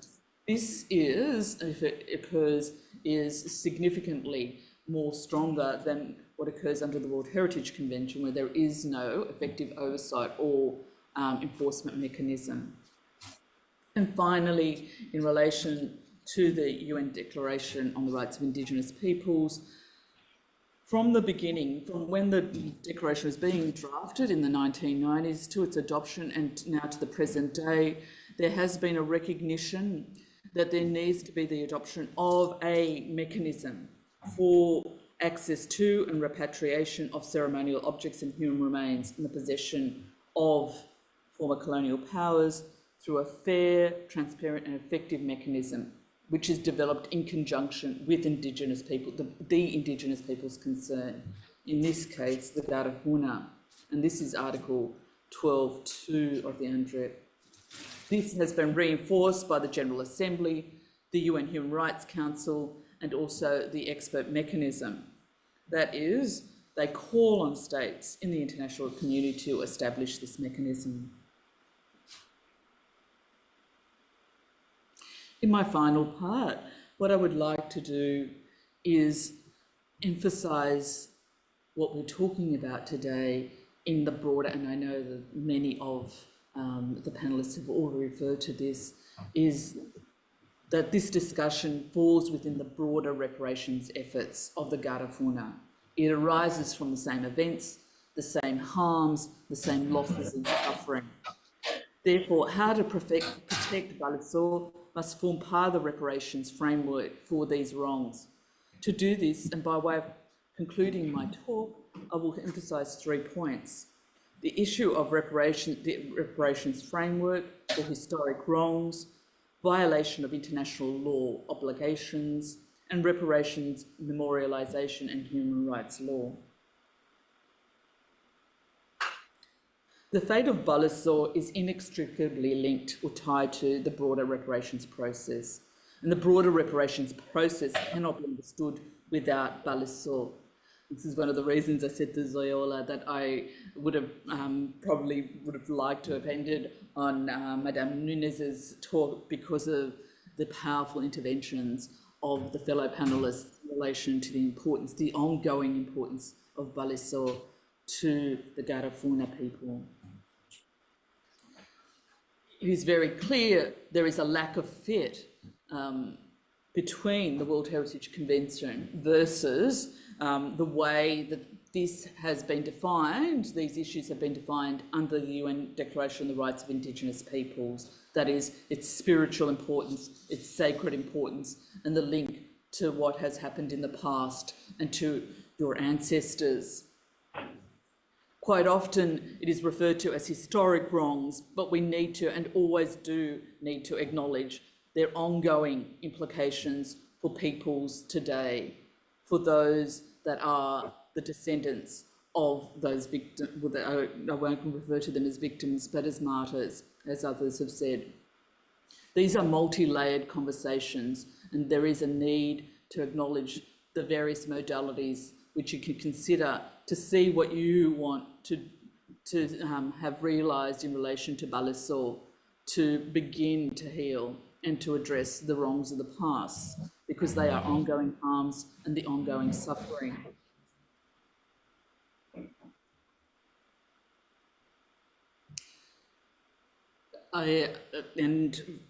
For those that took part in the convention last year, you may recognise my face, but also what I'm about to say. I often take offence in relation to the idea of it being a historic wrong. In international law, there is this idea of intertemporality. So it is argued that it was not illegal at the time, again, very much acknowledging that the people that were defining what was legal or not legal were the ones that were perpetrating the wrongs. And also, if there was recognition of applicable law, it was often discriminatorily applied. That is, that they would say that it would not belong to a certain, you would not engage in the laws of war or the law of nations in relation to certain peoples, and this offensive idea of civilization, particularly when one considers the acts that were perpetrated by those that determined what was civilization for people around the world. This idea of the respectful treatment of the dead during civil war or indeed international conflicts, as occurred in Garifuna, and we've heard about the evidence of resistance and then forcible removal to Balisor by the British, has been recognised since antiquity. So well before the British came to Saint-Étienne and Grenadier, if we look at Sophocles and Antigone, we know that he referred to and cast his heroine as seeking the respectful burial of her brother, and for which she was punished. International lawyers also recognised the importance of, throughout this period, including what was occurring in Balisor, of this need for the respectful treatment of the dead, the return of human remains, the accounting for the dead, and for the accounting of the missing. And this is this broader idea of acknowledging how people did die and the tragic and unlawful circumstances in which they did die.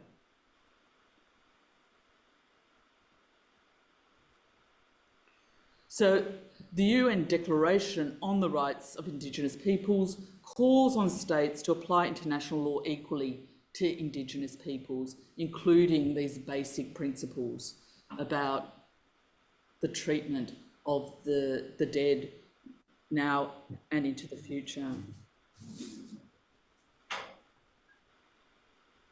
I'd like to conclude by again reinforcing that there are multiple pathways in seeking reparations for past wrongs.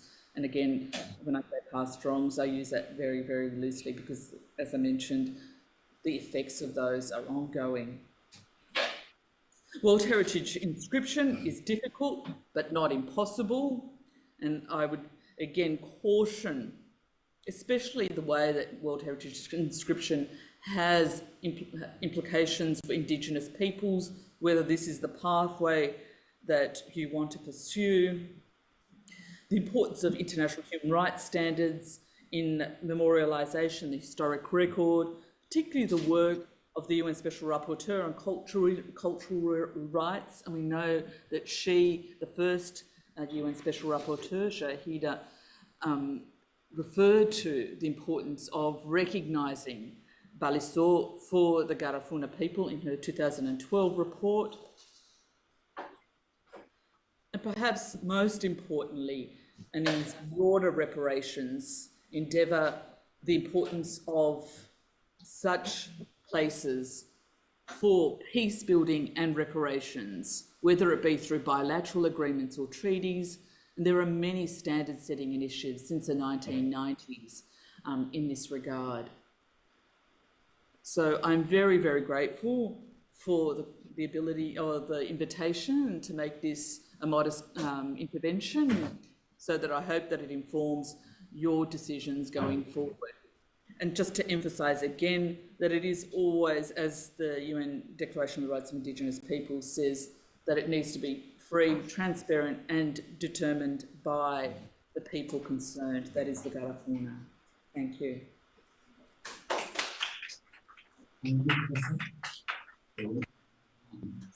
Moving swiftly along, I know you've been here for quite some time. We'll turn over now to Ms. Kenzie Sambola, representative of the Garifuna community of Nicaragua.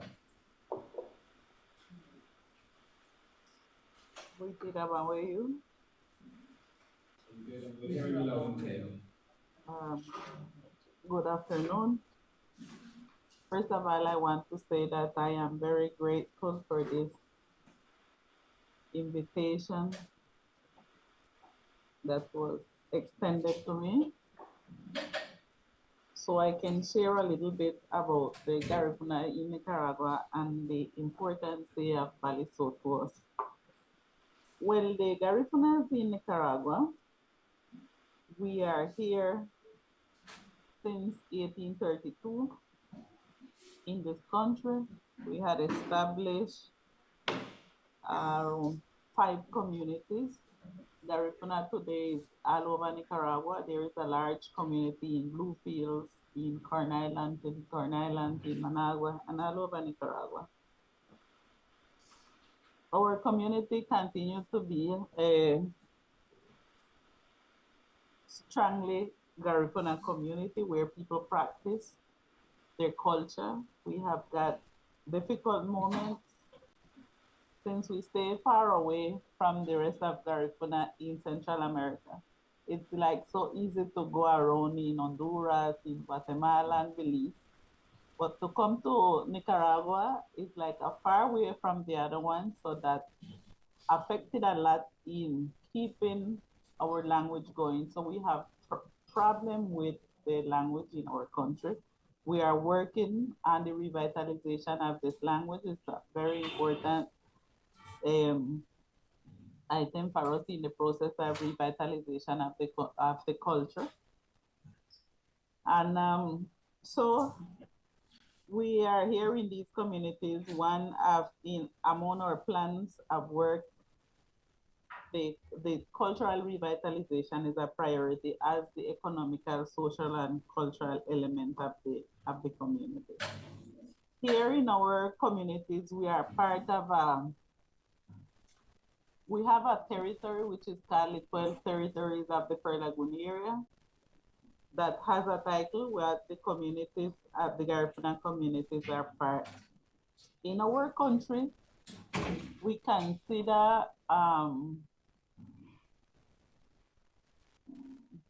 you hearing me, please? Are you hearing me? Yes. Okay.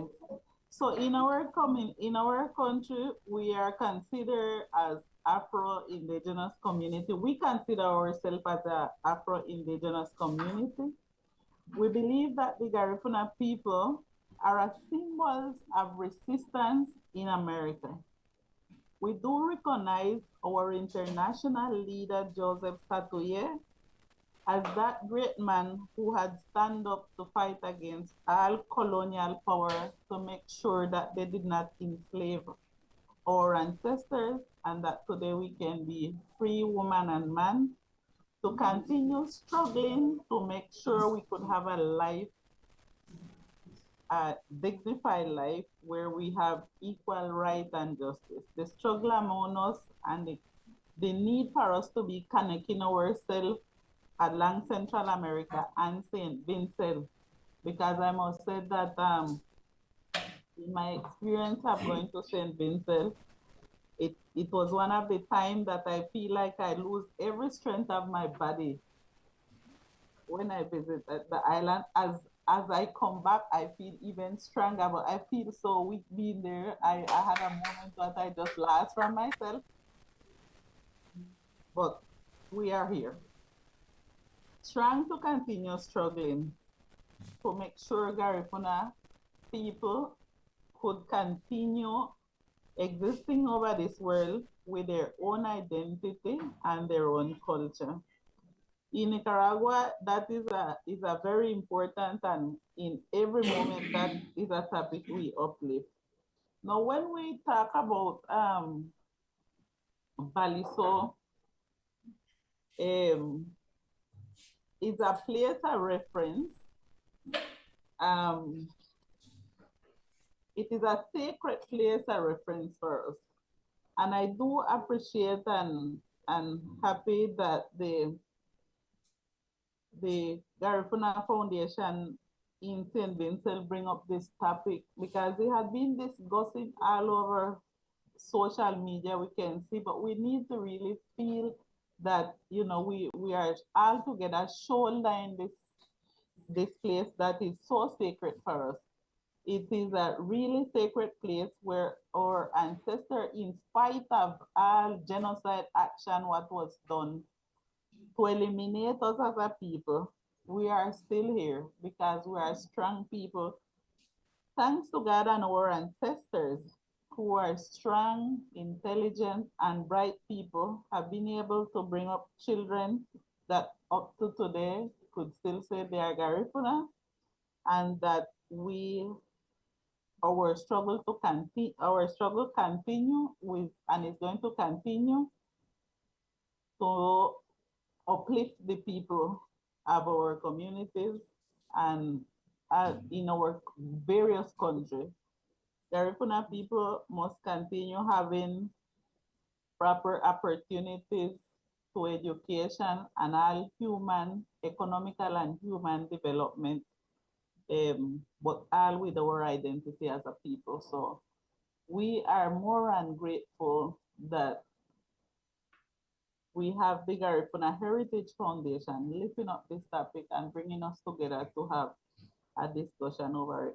Once again, I want to say, Ms. Soila, I am very, very thankful, and we are here to make joint effort to continue our struggle. Thank you.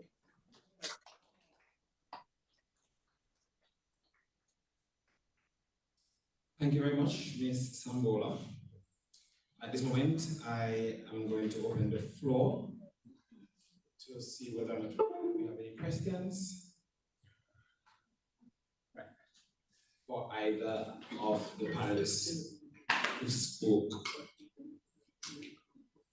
within this latter part of the conference today. All right, so we have a question for Dr. Nunez from right here. Right here in the audience, for those of you who are viewing online.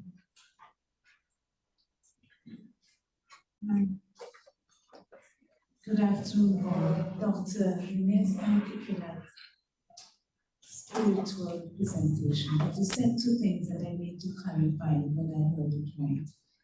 Did you say that when our people were exiled, they went away as Caribs and then changed the identity to Garinagu? Did I get that right? No. Okay. We were exiled from my number. When you answer it, I thought I heard you say that they called it Caribs when you were there. Thanks.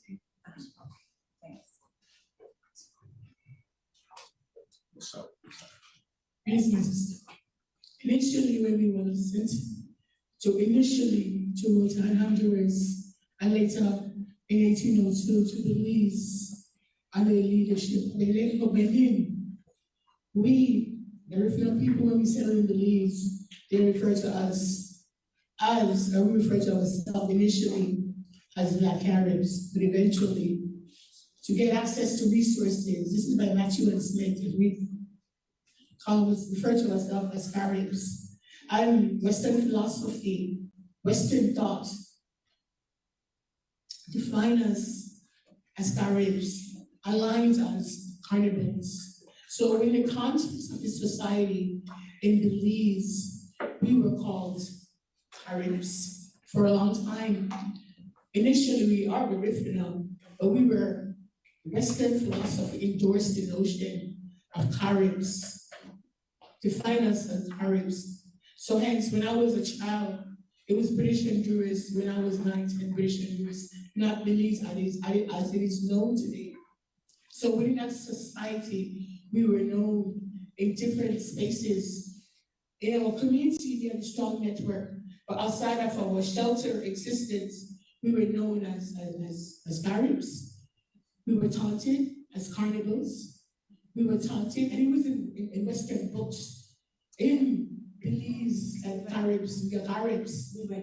So we, the Garifuna people, eventually in the 1960s, in Pan-Africanism, and not Pan-African, but people identifying who they are themselves. So we called ourselves the Garifuna. The name our ancestors gave to us, who we were in St. Vincent. So hence, knowing who you are, which I know who I am in my enclave, because I was reinforced in our community, in J. Grieger, Hopkins, in Punta Gorda, Garifuna community, we know who we are. But outside of that community, when we go to the city, they refer to us as the underdogs of the society. When our ancestors sell their produce in the city, they would just throw rocks sometimes and just to condescend my ancestors. My mom told me these stories, and we were the breadbasket of Belize. We were the farmers. We were the teachers that go outside to teach the Mayans. So people who were multilinguists. So we taught the Mayans, we taught the Creole. Our ancestors were teachers in the country of Belize. So hence. And did I hear you mention the name Samson? If so, how? This is something I said Samson, my cousin, spearheaded the pilgrimage in 2017. Her name is Sylvia Samson Cayetano. That's the cousin of our beloved Sylvia. No, when I heard you mention the name, my ear perked because my great-grandmother was a Samson. Yes. And she was described just recently, another cousin was telling me that she had long hair and came from the leeward end.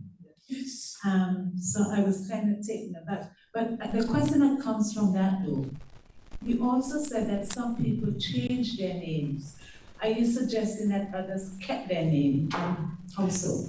When we arrived in Honduras, we had to acclimate into the environment, into that space. So we changed our name once we got our last name into Spanish last name, because when you're in a certain territory, you acclimate. So some of these Garifuna people mean in terms of religiosity. So because they acclimated, when they baptized the children, they took on the last name of those that baptized the children in Honduras. So we carry last names, Spanish last name. I'm Nunes. I am not students come to my class speaking of Spanish to talk about me. I'm right listening. As I introduce myself, I said I speak Spanish. Hey, I'm the Garifuna, don't do it.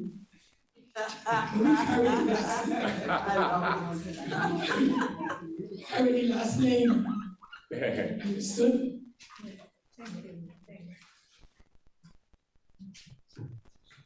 Thank you. Is there any other question? Any questions from the online audience?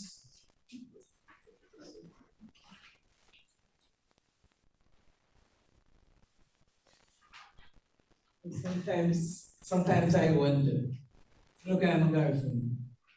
my father was from San Bay, and he would have told me little things.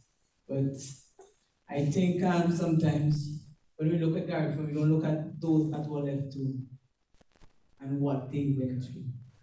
So I'm talking about, saying the genocide, and we look at the genocide on the Balso.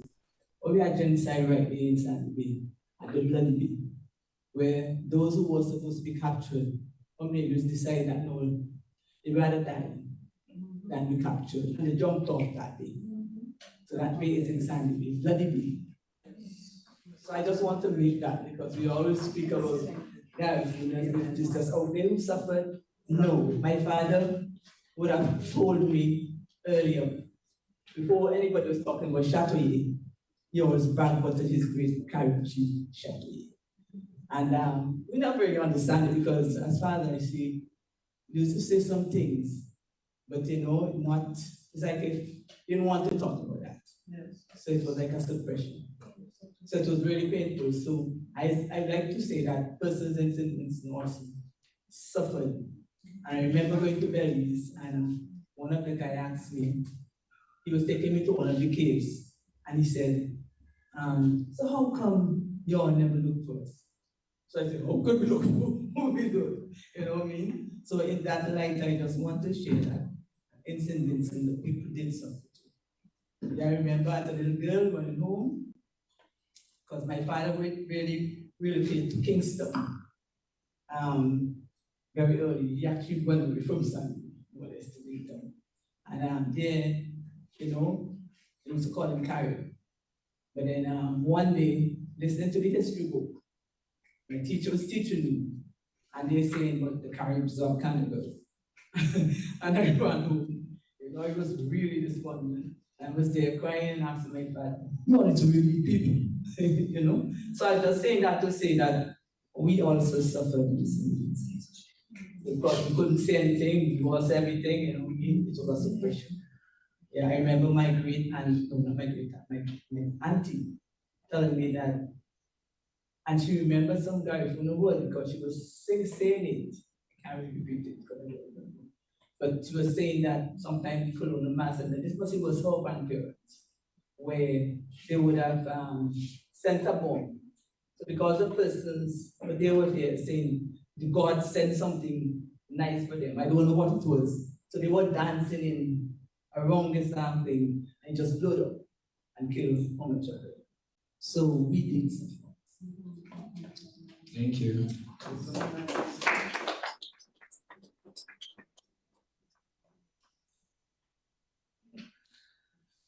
All right.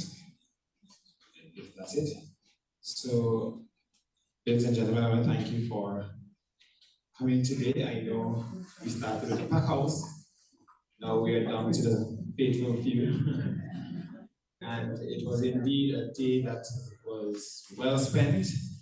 We are officially at the end of day 2 of this 11th Garifuna conference, and I wish you all the best, even as you travel home. Get there safely. Those of you who are still with us on Zoom, we thank you for being here. We did enjoy the presentations. Thank you to all of the presenters, all those persons that asked questions.